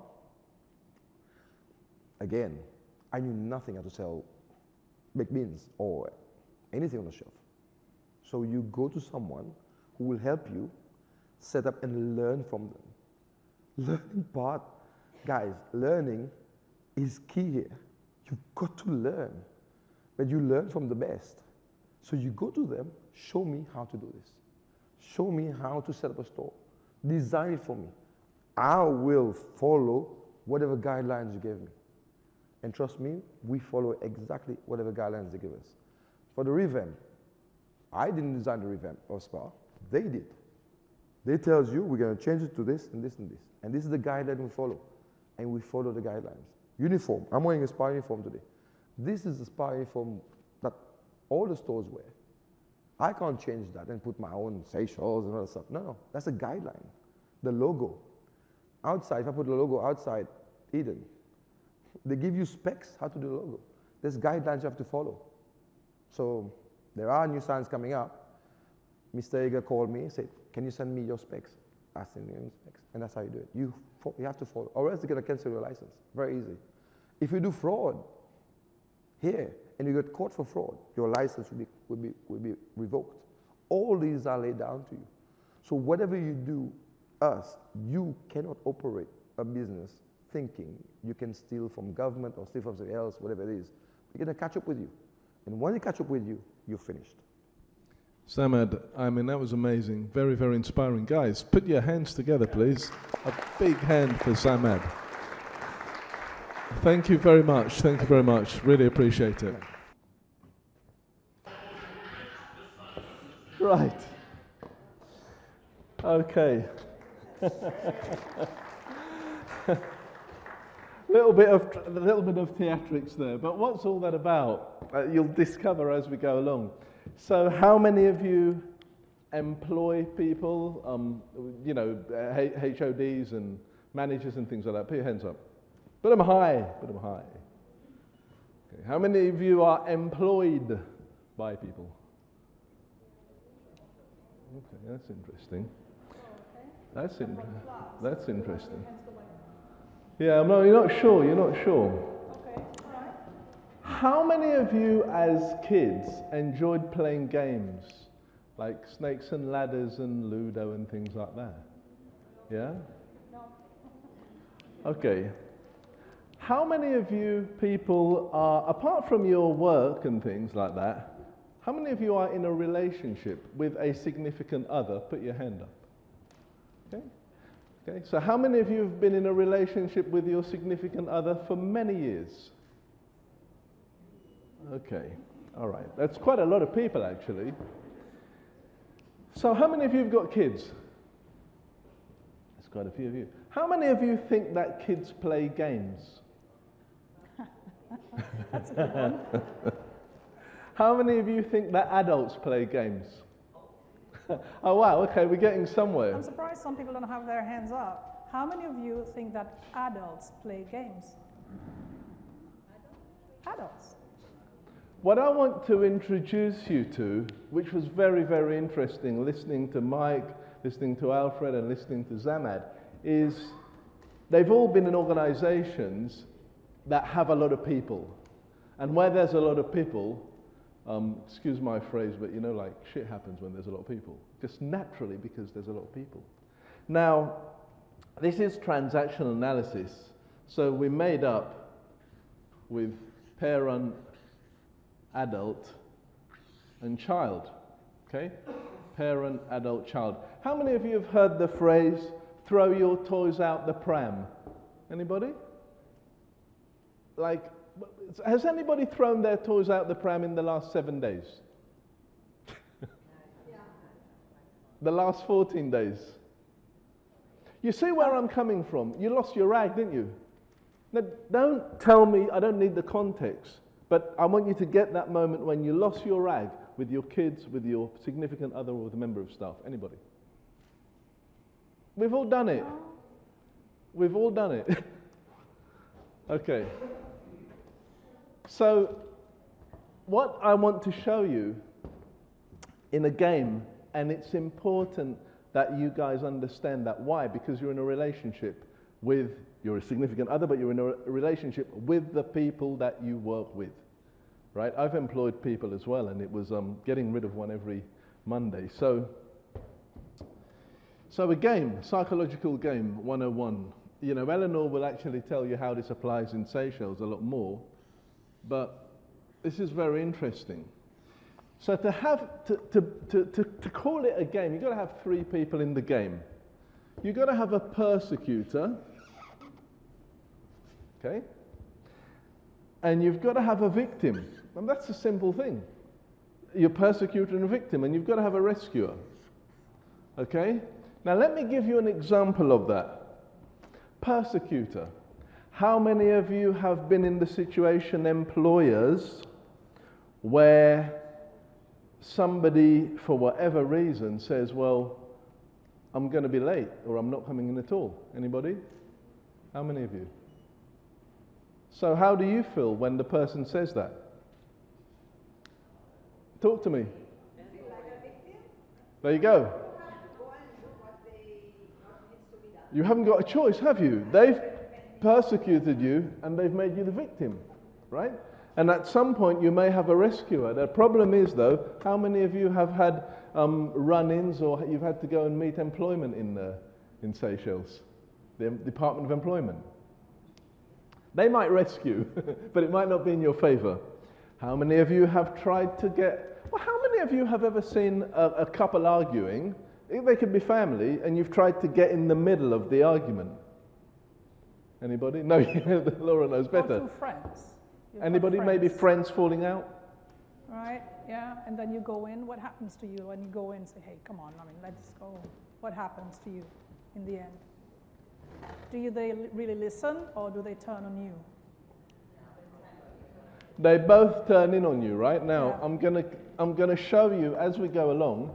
I'm going to try to make this quite fast, and then we're going to do some practical examples.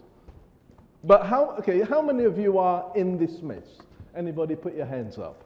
You don't have to give me the content, but just the context. How many of you feel like you've been like in this with it could either be an employer-employee or the other way around? Anybody? Right, good. We can do something about it.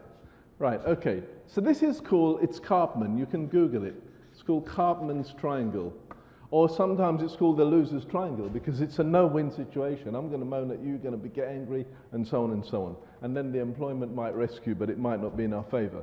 Right? So there's a winner's triangle as well. This is the winner's triangle, where it faces up. Okay? So the winner's triangle is assertive, caring, and vulnerable. Let me give you an example of that. Eleanor is going to be the employer, right? Okay. And I'm going to be the employee. All right. But instead of me thinking, she's always picking on me, you're always picking on me, I'm going to go here. I'm a bit confused. I mean, you know, I'm trying to do the best I can.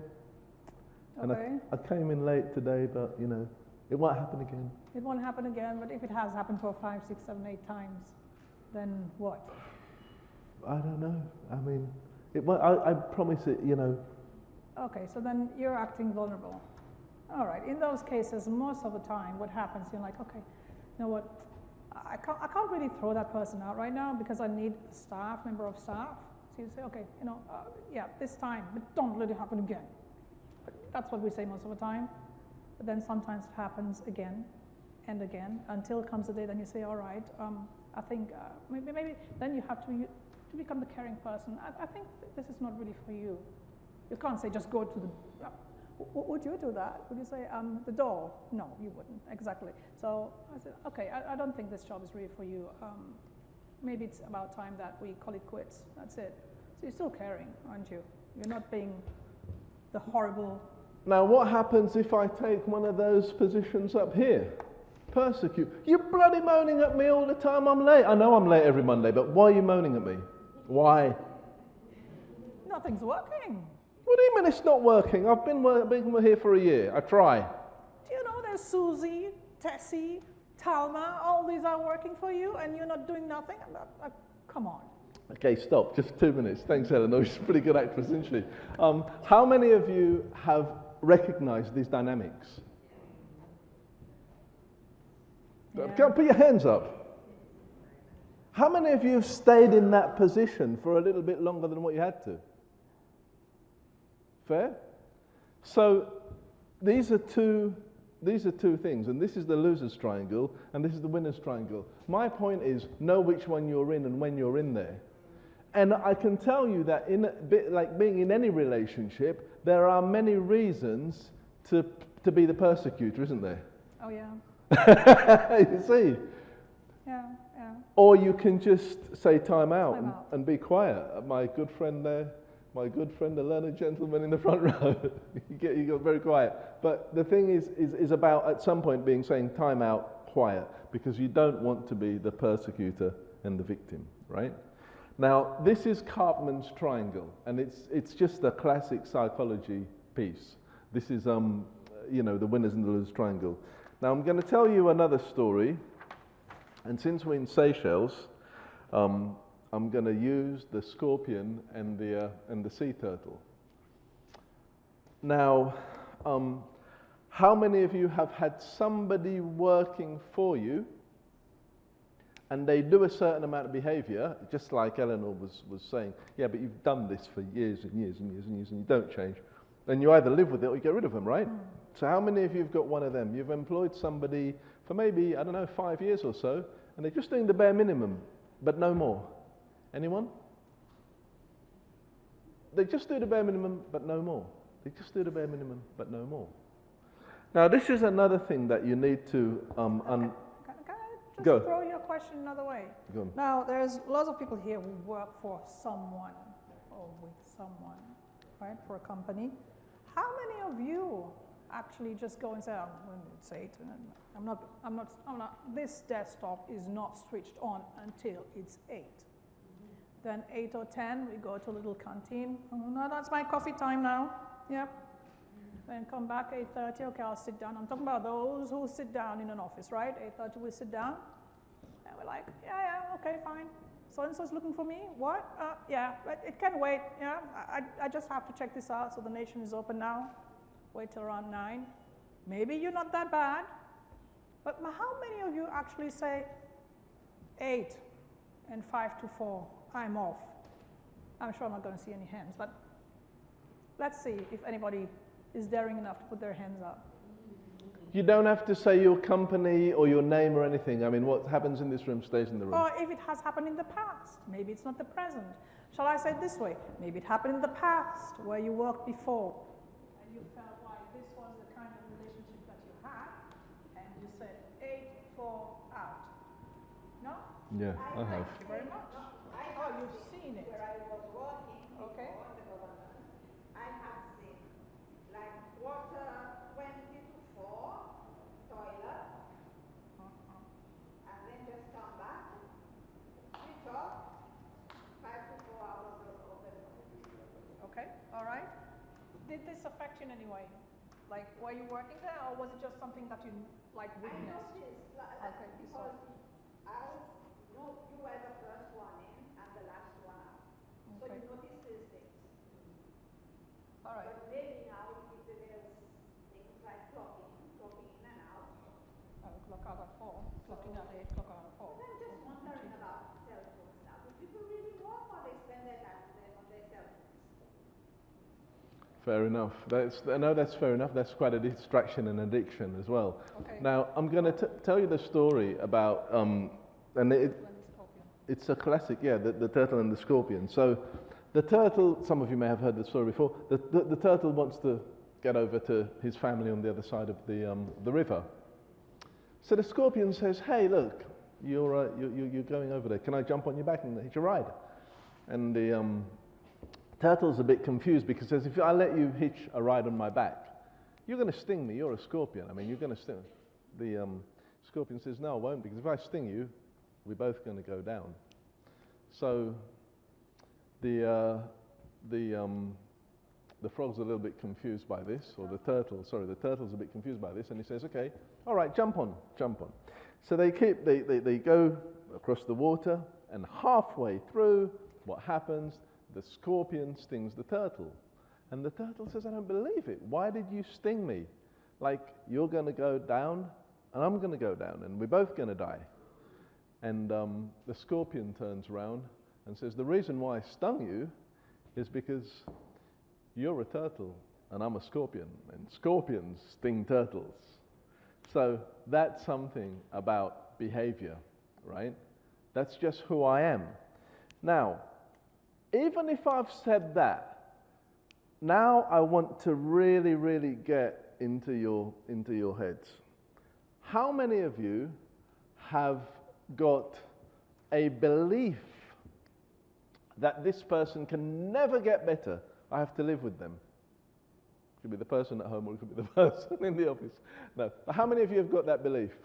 Just somebody that you work for. This person can never get better, I have to live with them. Okay, great. Okay. Anybody else? Sorry? No, I'm just saying, that's a belief. You've got that belief. I'm going to give you it's a very basic model, but it does work. And you can use it for many, many different things. Okay, I'm going to give you, this is how I was taught it anyway. I don't know how much money you will earn. Let's just say somebody earns, I don't know, 10K, okay, in rupees. So for people that earn, I don't know, between 10 to 50K a month, how many of you have the belief that I could never earn 100K to 500K a month? How many of you have got that belief? Like whatever you're earning, right, okay? I won't ask your names, I won't ask who you work for, okay?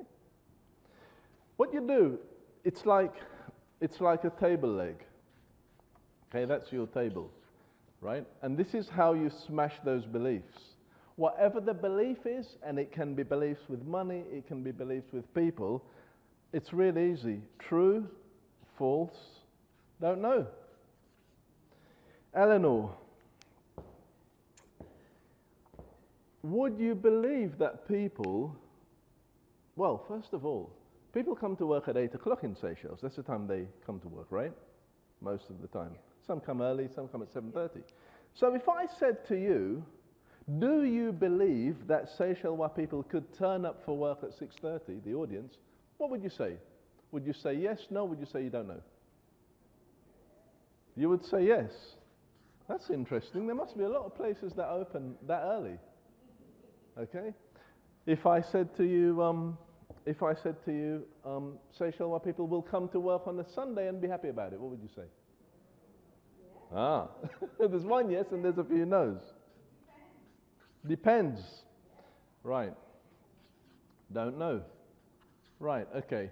So Eleanor, your diamond work story, what time did they all come to work? Well, not all of them. Well, some of them. It was different shifts, and the shift started at 8 to 5, the typical shift that you would have here in Seychelles. I had staff that came in at 6 p.m., that left at 10 p.m. without any extra remuneration, without any extra bonus. Diamond Works did not give bonuses. Do anybody of you know about Diamond Works? Those from South Africa should know Diamond Works SA. It's a big company in South Africa. No? No? Okay, they sell diamonds in Tanzanite. That's the main thing. So they opened a store here in Seychelles, and they asked me to help them out, and we started with 5 staff. That was including me. All right, so I suppose they want to hear my voice a bit clearer. So there we go. That's much better, actually. I love my voice. All right. So here you go. So it was Diamond Works SA. Opened a branch here in the Seychelles. It was quite some years ago now, about 7 years or 8 years ago, if not more. And the idea was to, since Seychelles is supposedly a very high-end country in the Indian Ocean, right? That's what we say. So they said, all right, so the diamonds will sell in Seychelles. It's going to be a great location for us to sell diamonds, right? Started with 5 staff, like I said. We ended up with 4 in the end. But the idea was to really penetrate the market and sort of get Seychelles into that glitzy kind of location, va-voom thing. Okay, great. Worked for a while, but of course we already have Joel here in Seychelles, and the market is tiny. And I'm sure someone is going to disagree with me because there's nothing that should be impossible. However, this one was quite a feat. And he knows because I did go and see him for different ideas I had in my head. And for me, there's nothing greater than sitting in front of someone who is greater than you and who just has it all focused and is like, okay, I know where I want to be, and this is it. And I must say that when I went to his office, I was like, oh my God, he's going to throw me out. Didn't. I went in and we had a chat because I wanted to do cards. Okay, now, staff. They came in at 6 a.m. I gave them the key to the safe. You can just imagine, by the time it was time for me to say goodbye, which I did, because then I had done my run. You need to understand my story for that, but it was the end for me. So I said, okay, I need to go, I need to do something else. When they said, we're going to have all the diamonds tested. The gemologist is going down to Seychelles and going to test all the diamonds. Can you just imagine? It's only now that I realized that for 3 years I had girls that I left with the safe, the key, opened the diamonds, the safe, put the stuff out every single day. I wouldn't know if anything was swapped. If they had a good friend maybe and something that could, someone who couldn't with a fake, I would never have known. It's on that day that it dawned on me how I really trusted the staff and how they did me proud. Not one gem was missing. Nothing. There was no fake, no whatever. Everything was there. Now, the staff came at 6. How, you might ask? Did I give them anything? Only a sense of value. I said, what do you love? I had one girl who loved putting makeup. She loved her hair. Oh, my God. If she was standing right next to me right now, you'd say, okay, I'm the concierge and she's the manager. That's how good she looked. And it was fantastic. And I had her in the forefront. I was in the back. I was a manager, fine. But she was the one who was really flaunting it. And she loved it. So she came in at 6, put all the stuff out. And I said, you know what? I see your nails are pretty. I mean, your hair, wow. You got it. You know what? If you come early, I'll give you 10 till 12 off. Just go and do your hair and your nails. What do you think happened? She loved it. From 10 till 12, she went and did her nails. I don't know what else she did. Not my problem. Came back, had her lunch there, and left past 5. Not one complaint. I had another girl who was fantastic with people. Now, the Diamond Works didn't tell me to do that. I had to work with what I've got. Just like with Samat and Mr. Fuqua, my thing is like, I've got you. You know your stuff. You will do it your way, and we will get a result. So I had another lady who was fantastic with people. Amazing. So I said, all right, you will go to the cruise ships. You will take the bus. You will go to the airport. You will go to the market street and just give out brochures. Then I said, what do you love doing the most? She said, I love spending time with his sister. And there's my auntie down there. I just love speaking. I said, great. Take 1 hour, go and see her. Every day. Did it. Worked. Now, I could do it because we were in a store. For people who've got shifts, like for you, it won't be that, it wouldn't work that way, right? But that's what I did. And because I gave them that sense of value, the girls never had enough. So if I called them and said, we are going to Four Seasons, we've got a deal, we're going to do some showcasing, it's a Sunday. They would leave their home without thinking twice. And that's how it worked. It's just giving them a sense of sales value. That's what we want to know? Yeah. There you go. It's okay. You can keep the mic. There you go. That's the longer answer. So we're going to move on. But remember, true fools don't know. Smash the table legs. It's not actually sometimes limiting beliefs either. It's limiting decisions that you've decided that something cannot happen. Even this, I had to really get all my personal development books out and start reading them to actually put this show on. And I almost gave up a few times as well. True fools don't know. That can save your life. Right. Music maestro, please.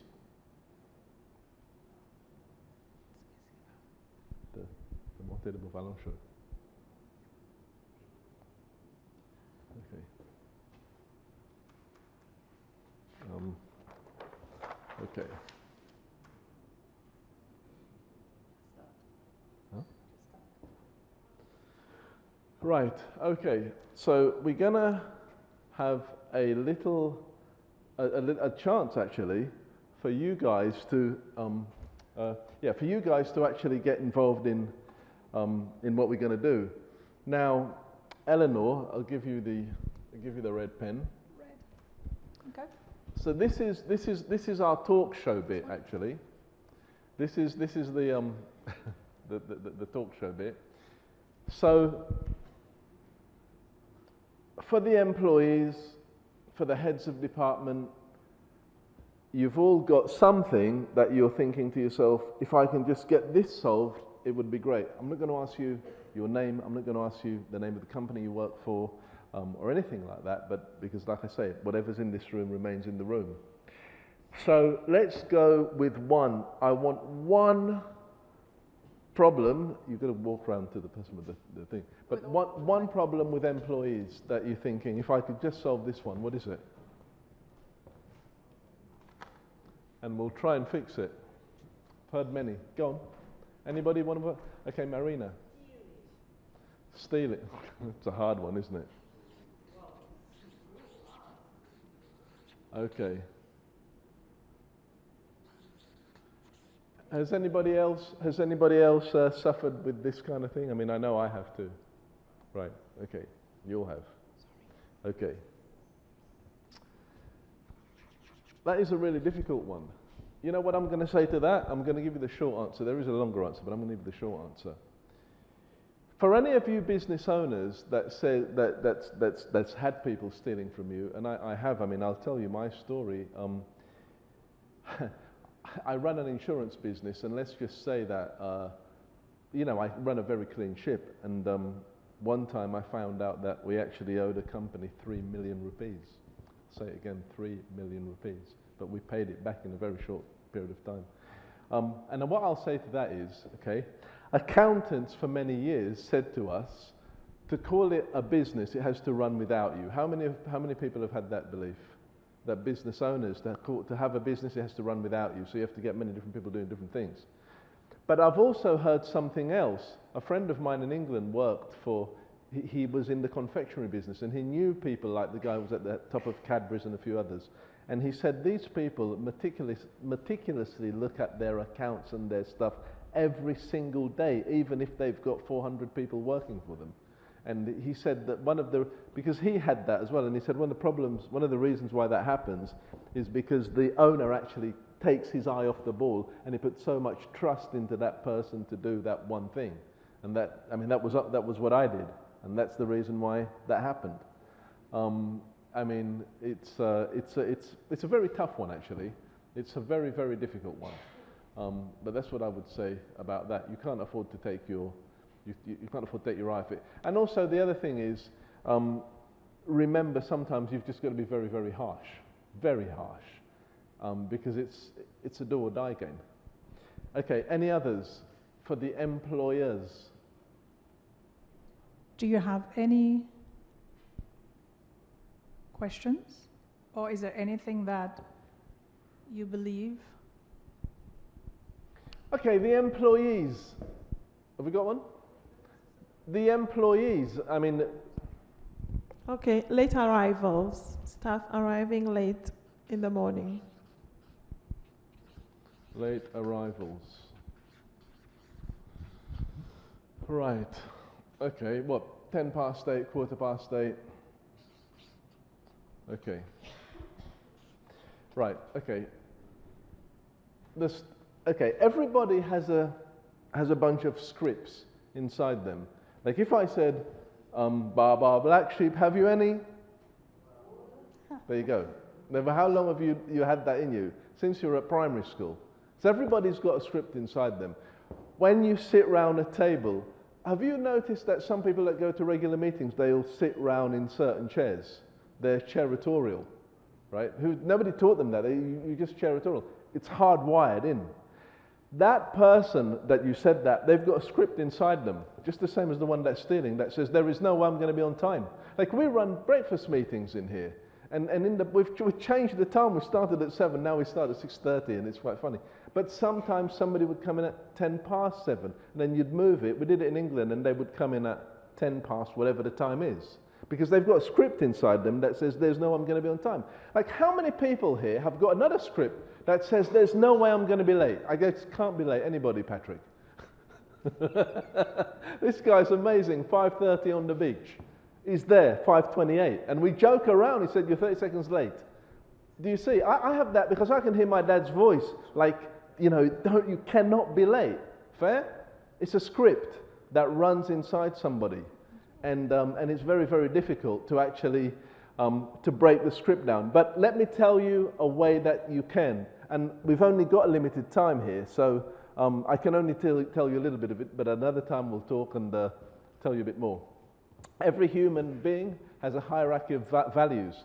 Some that are top and some that are lowest. Okay? Now, you need to find out how somebody's wired. If you had imagine, I don't know, you know, if you guys did physics and electronics or something, and you know, you've got your light bulb up there, and then you've got your battery down there, plus, minus, and then you've got the wires that went up to the light bulb, right? That's the wiring diagram, right? So typically with human beings, you need to know how they're wired. Now, Sarah, highest, lowest. The same person that you said they're always late. Have you ever seen them at a party? More to the point, have you ever seen them arranging stuff for a beach barbecue? I bet they're not late for that one. That same person, tell me I'm wrong if you feel I'm wrong, the same person that you're moaning because they're always late, when you see them that they're arranging a beach barbecue around the thing, you're amazed. Because, you know, they're there early, they're there when the sun goes up and everything. Why? Because what you haven't worked out is what we call the hierarchy of their values, the things that are highest and the things that are lowest. But one of the things is you cannot get to know somebody well enough to actually know that. So you're thinking, why does that person do that? Case in point, your significant other. How long do you take to get to know the person that you call your significant other?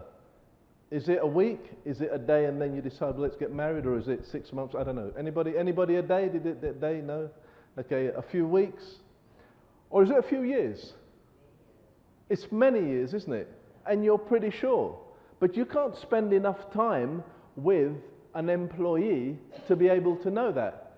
So let me give you a few cues. Is what I'm saying making any sense, by the way?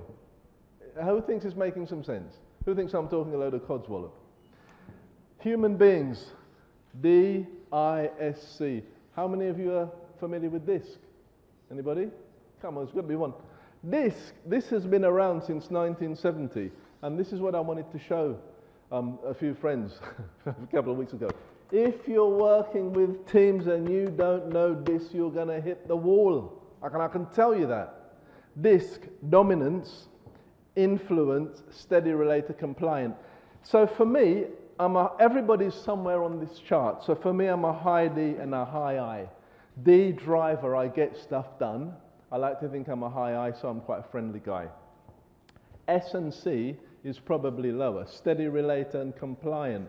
Like, Zamad, where are you? Zamad C, that's somewhere down there. It's off the charts. Because I can't see Zamad just in an office doing a job for someone. Like, so everybody's somewhere. An entrepreneur is a little bit different. You know, Alfred's very, very high D because he's a driver. He gets stuff done, okay?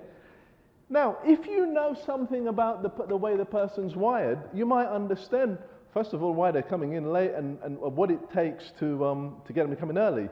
Is it fair to say that, let's say, you've got the bus. This is your bus. I didn't get an A-level in art, okay? You've got different seats on the bus, right? Okay?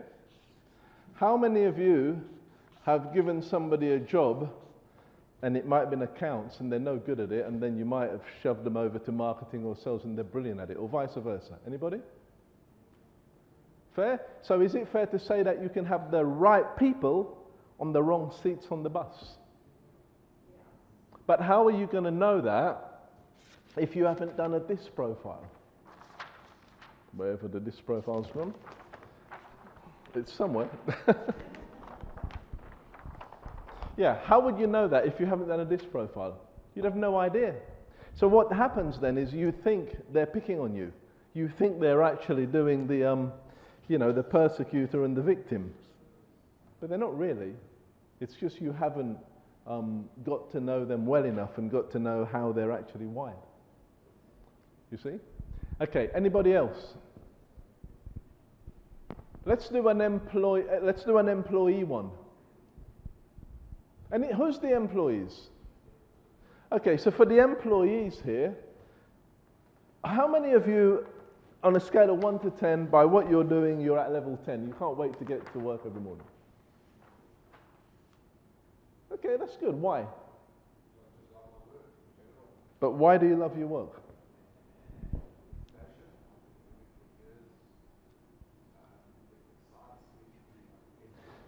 So you're at about a 10, a 9 or 10 or somewhere like that.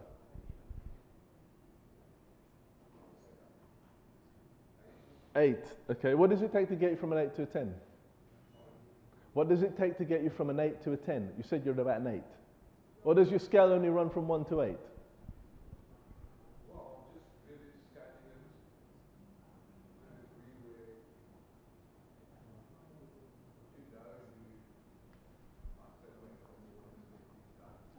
Okay, that's great. Okay, so that's 8. Okay, that's very good. Okay, how many of you? Actually, I said I wasn't asking you your name, but how many of you feel like that, like an 8, somewhere around there, like an 8 or a 10? Okay, there's a few of you that feel like that, right? Now how am I doing for time, by the way? What time is it?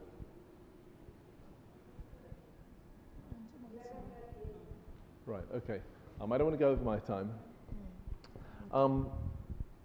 So there's a few of you people that I believe you are actually living your passion, and you're passionate about what you do, right?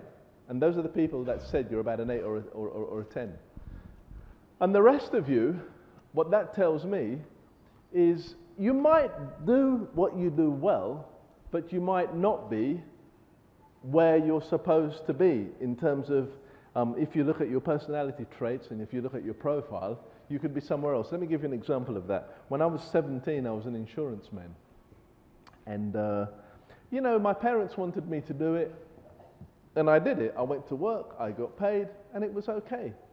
And then the more I started climbing up the ranks, I said I wanted to be a broker, but I didn't know why. It sounded like fun. I wanted to be a broker. Many, many years later, what I learned was when I learned my DISC profile, it said, like, I'm quite high D and a high I. That means I love people and that type of thing. And all these people would come along. Insurance is all about connections, and they would bypass me. So I thought, oh, okay. And then I just took a downward spiral, and I didn't pass my probation period, and I got the sack from one job too many. And then, at the time I was very lucky. I used to play the trumpet, then I learned to play the piano when I was at school and sing. And I don't know what it was, and I enjoyed karaoke. So I said, I wonder if I can go to a restaurant, play some music and get paid. So I did. And my monthly salary in insurance turned into my weekly salary in music. And then I did many other things after that. And the irony of it is, after many, many years later, I'm still in the insurance business, but it's different, but I get to do these other things like what I'm doing now. And I did a lot of personal development to be able to do that, to be able to do this kind of thing and find my passion. And there might be quite a lot of you, I believe, that are sitting here and you're in a job and you're probably doing it well. Oh, a little bit of feedback. You're probably in a job and you're doing it well, but there's a lot more. There's a lot more that you can do. So for you folks, the advice that I'd give you, all of you, for the employees and also the employers, and maybe we might get to do some work together, but if we don't, And write this down as well, right? Type into Google DISC, D-I-S-C. And I think if I remember correctly, it's called the Thomas tool. We were actually making a tool for some of the companies that we work with. DISC, D-I-S-C, and it's called the Thomas tool. And find out what your DISC profile is, because that will tell you a lot. So that's about it from me. Eleanor, where are you? Right, okay. That's not it. You still got a lot to say. You still got a lot to say, don't worry. He's not going to hide it. No. Now, we have one question to ask you. Now, you're all beautiful human beings. You all have a home. Would you say that the way that you would actually, when you go to work, right? You open the door, let's make it easy. Go to work, open the door. Would you say that when you open that door, the way you are that day, say today, the way you'll be today, if you're going this afternoon, who's going to work this afternoon? Oh my God. So when you go this afternoon, right? Would you say that your way of being is influenced or will be influenced by the way you live on the road? Well, here is something about statistics, so hopefully one everybody will say, oh, my name was that. Never happens in Travis or Seven sometimes. But let's say someone who's described the life, it's not going to happen to use it. But the thing is, I think they can hear me. But the thing is, who would say and agree with me that when you go to work, you open the door, the way you are at that moment is always affected by the way you were before you left home? Or, let's say, on the way to work, something happened. Would you believe that? Or is it that you're just such a great person that whatever comes just washes off? Like, yeah, fantastic, I opened the door, I'm me. What kind of person are you? Would you say that you are affected or not? Yes, you are. We are human beings, beautiful human beings, and that's what makes us beautiful. Now, when it comes to, I feel really bad saying staff, because I know some of you in here work for someone, but as a staff member, would you say that when you work in a team and you have to go in, and then maybe something happened the day before, 2 days before, and just look at that face there, like, God, I have to. Has it ever happened to you? No? It does sometimes. It does. Okay, it does, right? Now, would you like to talk a little bit about the identity and the role? Now, this is really important, okay? We are all beautiful human beings. We all have emotions, right? Sometimes it is difficult for us to keep it back there where we got it from. So we tend to bring that beautiful luggage, like suitcase, whatever you call it, backpack, all the way to work. And when we get there, it has to go somewhere. Where do you think it goes? The next disgruntled client, customer, let's say, maybe it's hopefully it's a customer because they'll come and they'll go. Or the client, that's even worse, then you're going to lose money because they're going to say, hasta la vista, that's it. We built such a beautiful relationship, but gosh, were you something else today, right? Now, can you talk about that? Okay, identity. Yeah, take this one. Okay. All right, okay, identity role theory, IR theory. What you might actually think at some point is that person, little Joe's not performing too well today. Why isn't he? Why doesn't he get it? You know, you don't know what's going on in his life. And it's especially prevalent for sales, but customer care doesn't matter. You know, if you got a call from Eleanor, who's your good friend, and she said, look, I thought I'd give you a call just to see how you are. I mean, you know, you're a good person. I don't want to borrow any money or anything, but you're a cool person. How would you feel? Anybody? Right. On a scale of 1 to 10? You'd be a 10, right? But unfortunately, you don't get that call from Eleanor every afternoon, do you? Right? So you've got to be self-motivated and then give yourself a pat on the back. When you got up this morning, how did you feel? Anybody? Lydia, how did you feel?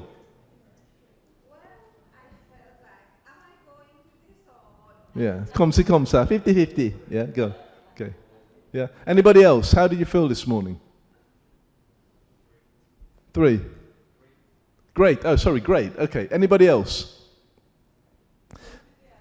Enthusiastic. On a scale of 1 to 10. 10. Right, great. Okay. Now listen, you're all a 10, okay? On the I side. You're going to argue with me. No, 50-50, there's this, there's that. You're a 10. You might not know it, but you're all a 10. If you feel about you as a 10, and remember this when you are dealing with people, and especially people that's under you, if you feel you feel like a 10 on your I side, which is your identity, you will always perform in your role in a manner that is consistent with your identity.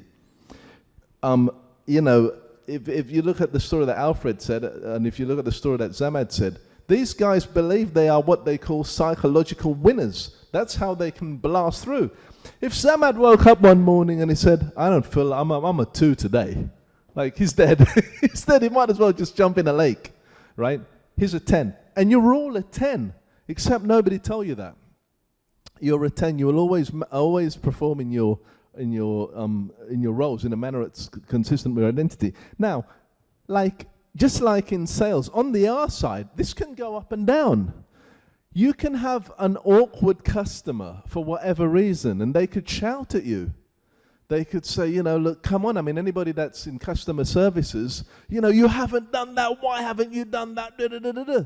And the problem is if you let that hit your R, so now you were 10, and they've knocked you down to like a 3, okay? Now, on the... sorry, they've knocked you down to 3 on that side because that's you, okay?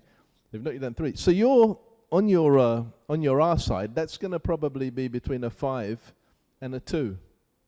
You're not going to do well. I can't be arsed with this. The last person really affected me, okay? So the art is trying to stay at a 10, and also, the other thing is that's why when you actually look at people and they say they're business owners, these people haven't always been business owners. They didn't get up one morning and go, hey, I'm a business owner. In fact, I think one of their secrets is learning how to fail. And think about that one. Learning how to fail. Disciplining your disappointment. And because they've got such a high sense of I, inherently, the roles are going to go up there. You know, you can knock them down, and then their roles is always going to go up there because in their heads they're an I. There you go. That's the IR theory.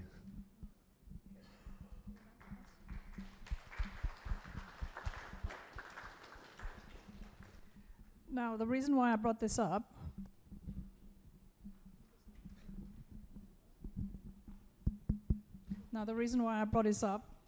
is because we have the tendency of bringing our identity into our business or in our work, right? Or even in our position. Let's say you're just a staff member. I don't know, maybe you're in accounts or whatever it is. Now, the problem is you've got a role. The moment you walk into that door, you walk through that door, right? You're going to your desk. You've got a role. That identity now is something else, but you've got a role. And I love it when you say you feel great, because obviously, for you, it's different. You know that, okay, I've woken up this morning, there's something that's going to happen. Inevitably, you're surely going to meet, anyway, if you actually go and talk to people, I'm sure you're going to meet someone, have a good conversation, have a new relationship, have a new friend, have a new person that you can call on, you know, that kind of thing.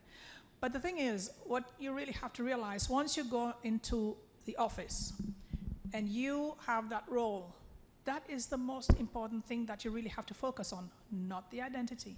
You can't be saying, oh my God, last night my kid was screaming, my mom was giving me whatnot, and my sister, oh my God, my sister. You can't do that. Because if you do that, what's going to happen? Inevitably, your role will be on the side, and your identity will come throughout. Now, if someone comes to you and knocks on your door, now you've already got that beautiful package, like everything's just waiting for it to like go kaboom. The person comes knock, knock, oh, you didn't do this yesterday. You told me you're going to send that email and whatnot. What's going to happen? You're going to blow. You are going to blow because you've forgotten your role. You said, actually, I've forgotten your name now. Earlier I was talking to a lady and she said, the thing here in Seychelles is that we cannot take criticism. There is criticism. There's constructive criticism. There's bad criticism. There's people who hit your eyes and say, you've been doing this for 2 weeks and 1 month and you don't know what you're doing. That's hitting you, like really, right? But if they're saying, you know what, this is not how we do it. We've taught you, okay, we'll go through this again. Let's try and get it right. Now, this is really being constructive, right? In a way, like to make sure that you feel good, not too bad about the mistake you've done, but you can do better. So that's the idea. But the thing is here, we've got a little problem with that, don't we? We have a little problem with constructive criticism. And that goes both ways, even for staff. So the moment someone says, oh, come on, you didn't do that. Maybe the person's under pressure. It's like, oh my God, she hates my guts. And I hate hers too anyway. And I'm going to show her. And then that's where the games start all over again. Now, what games do people play, Claude? They play many different kinds of games. Like I think somebody just said, I'm gonna get pissed over the weekend. I'm gonna be late on Monday. That's a game, isn't it? Let's be late on Monday. That's a game, right?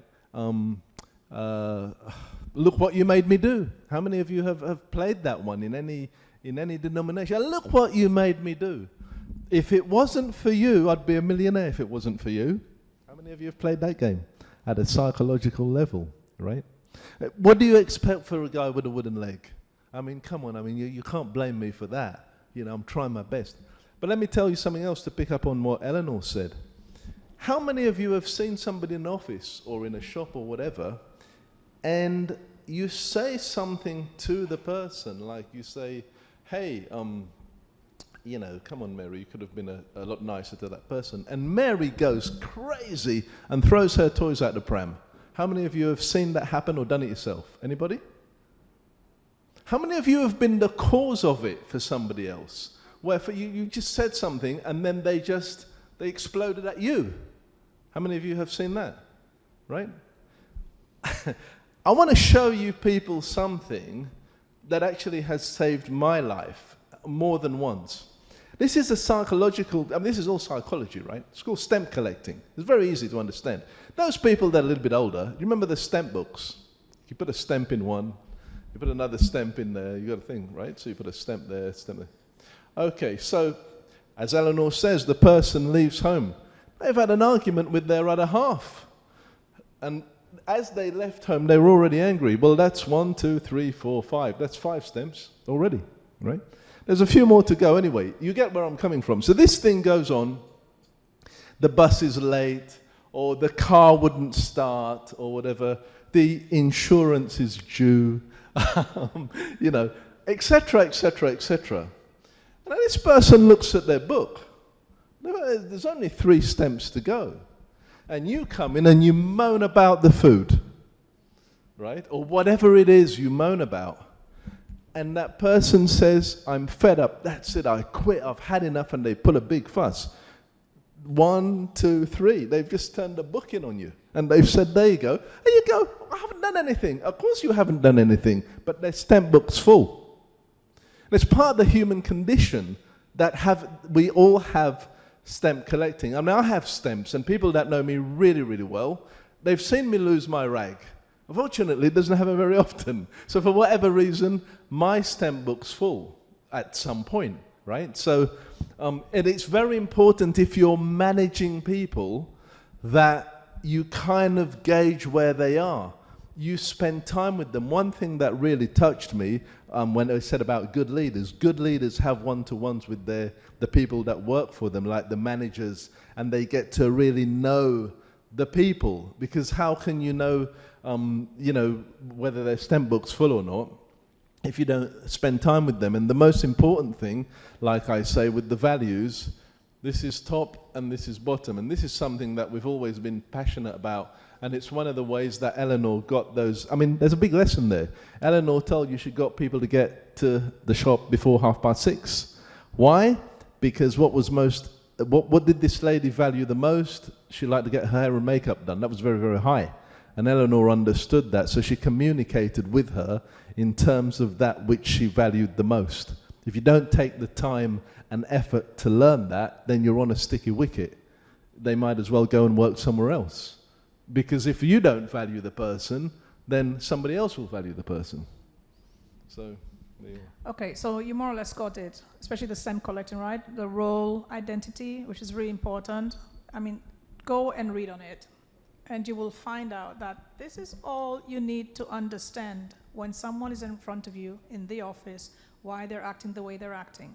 It's true, sometimes you won't have time, especially for the HR people, that is your job in the end, right? Meeting up with those people, getting to understand what's going on, and then getting them back on the right track. That won't be really what other people will be doing, especially the HODs or the person who is as a business owner, right? It's not their job, that's not it. But it's really prevalent that you understand why people are acting the way they act and how you can tweak their way of thinking and even their way of doing to make them really enjoy their job. Now, the most important is actually to understand, is the person on the right seat in the bus? Sometimes you might have someone fantastic when they come to you in the interview, and then you realize, actually, that person is not a good salesperson. No, we're not going to sell one thing, are we? Not going to work. However, that person is fantastic as a clerk at the back. Great admin. So you really need to understand what people like. I'm, at best, in inverted commas, an introvert, believe it or not. I do not like being in front of people. However, I always end up being in front of people because somehow I can get people to do things that they don't want to do. Don't ask me how. That is my secret. Now, the most important to realize is that we are all, like I said, beautiful human beings. We've got scripts. We've got an identity and a role, right? Stems. And we collect stems. Now, if you understand that, there's no way you can go wrong, especially when it comes to staff. You won't be moaning. Now, in Seychelles, I find that there are different institutions here that try to help out, especially for companies and organizations. So you will have Gimmerel Institute that will help you with the supervisory skills. Fantastic. But sometimes realize also there are other people out there who can help you with your staff's way of being. So they understand we can be more.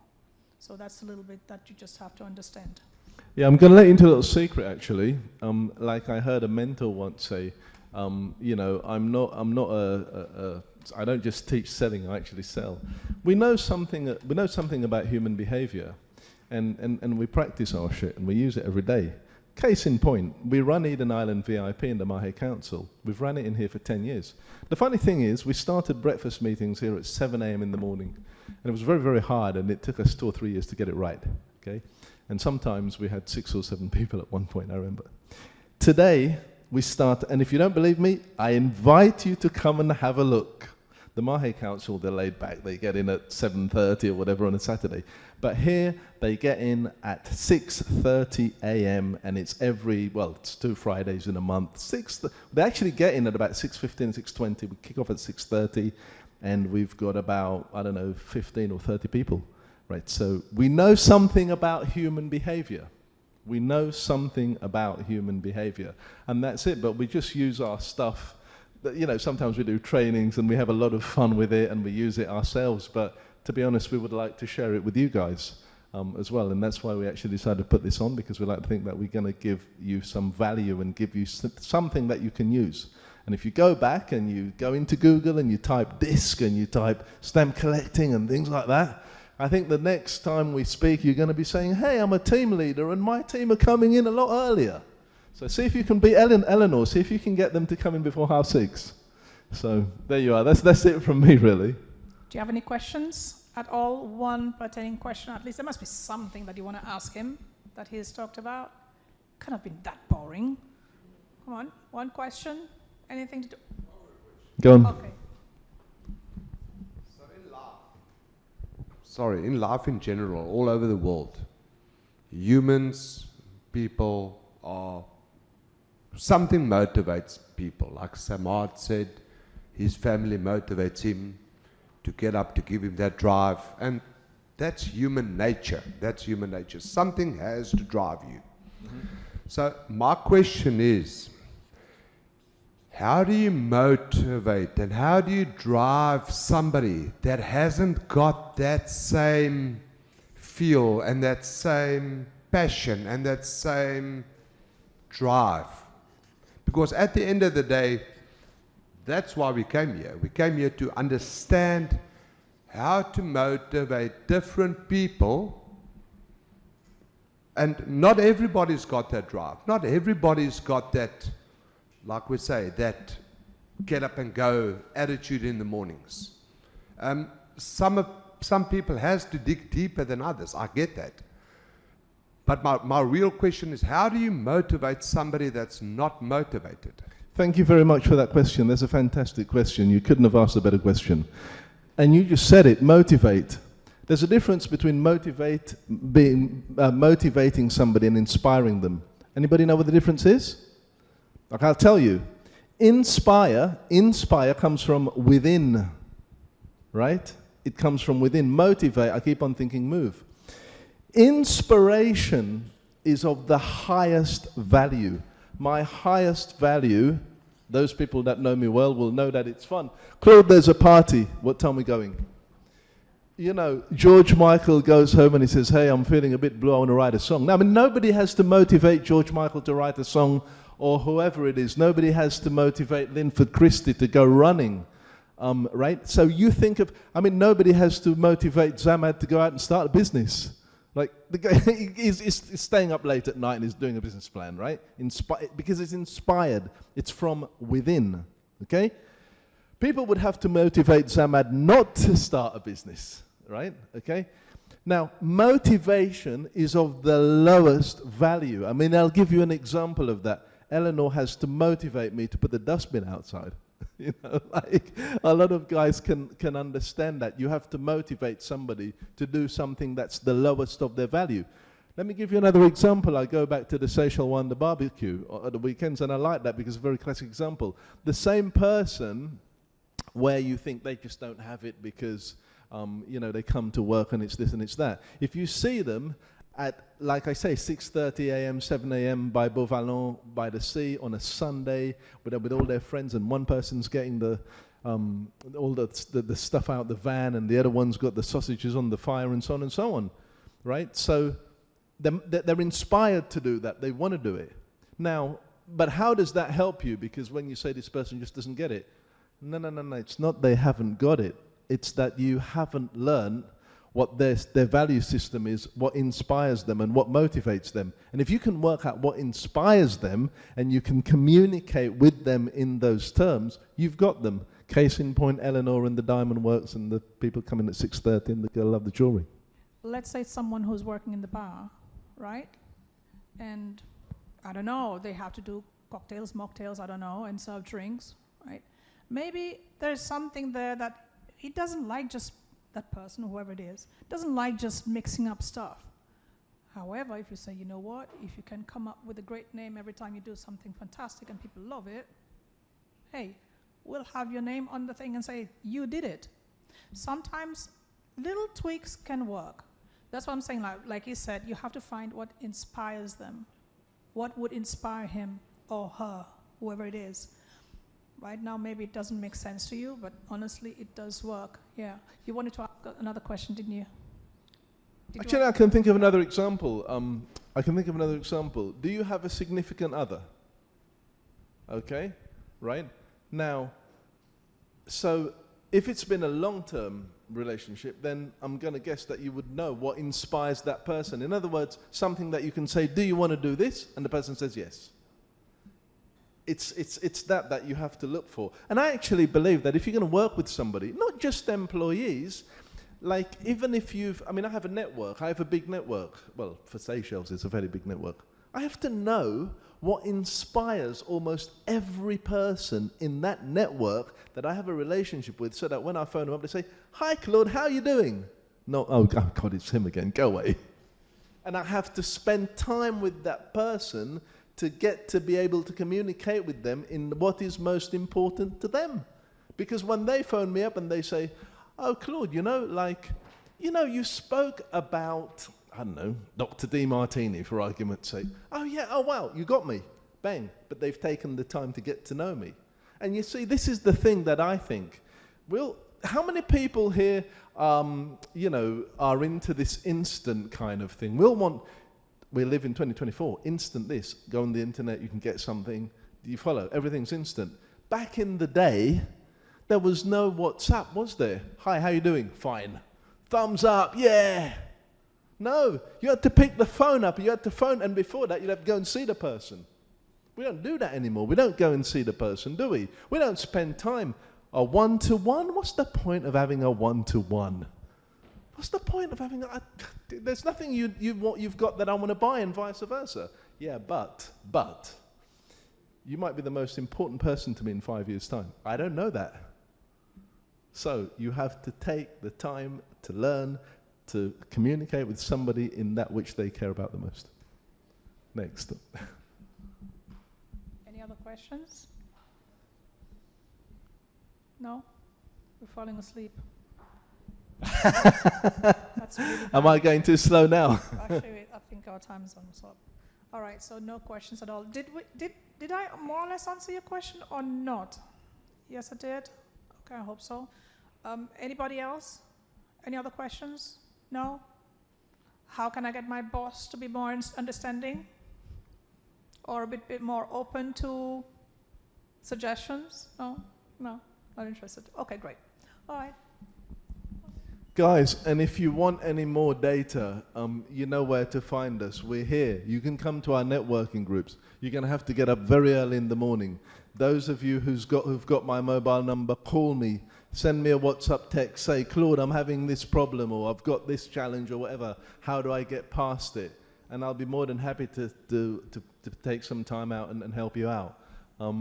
Because I think we've all got an interest in making Seychelles the best that it can possibly be. So what I will say is thank you very much for listening. You've been a fantastic audience. It's been a great morning, and thank you to the other speakers. See you tomorrow.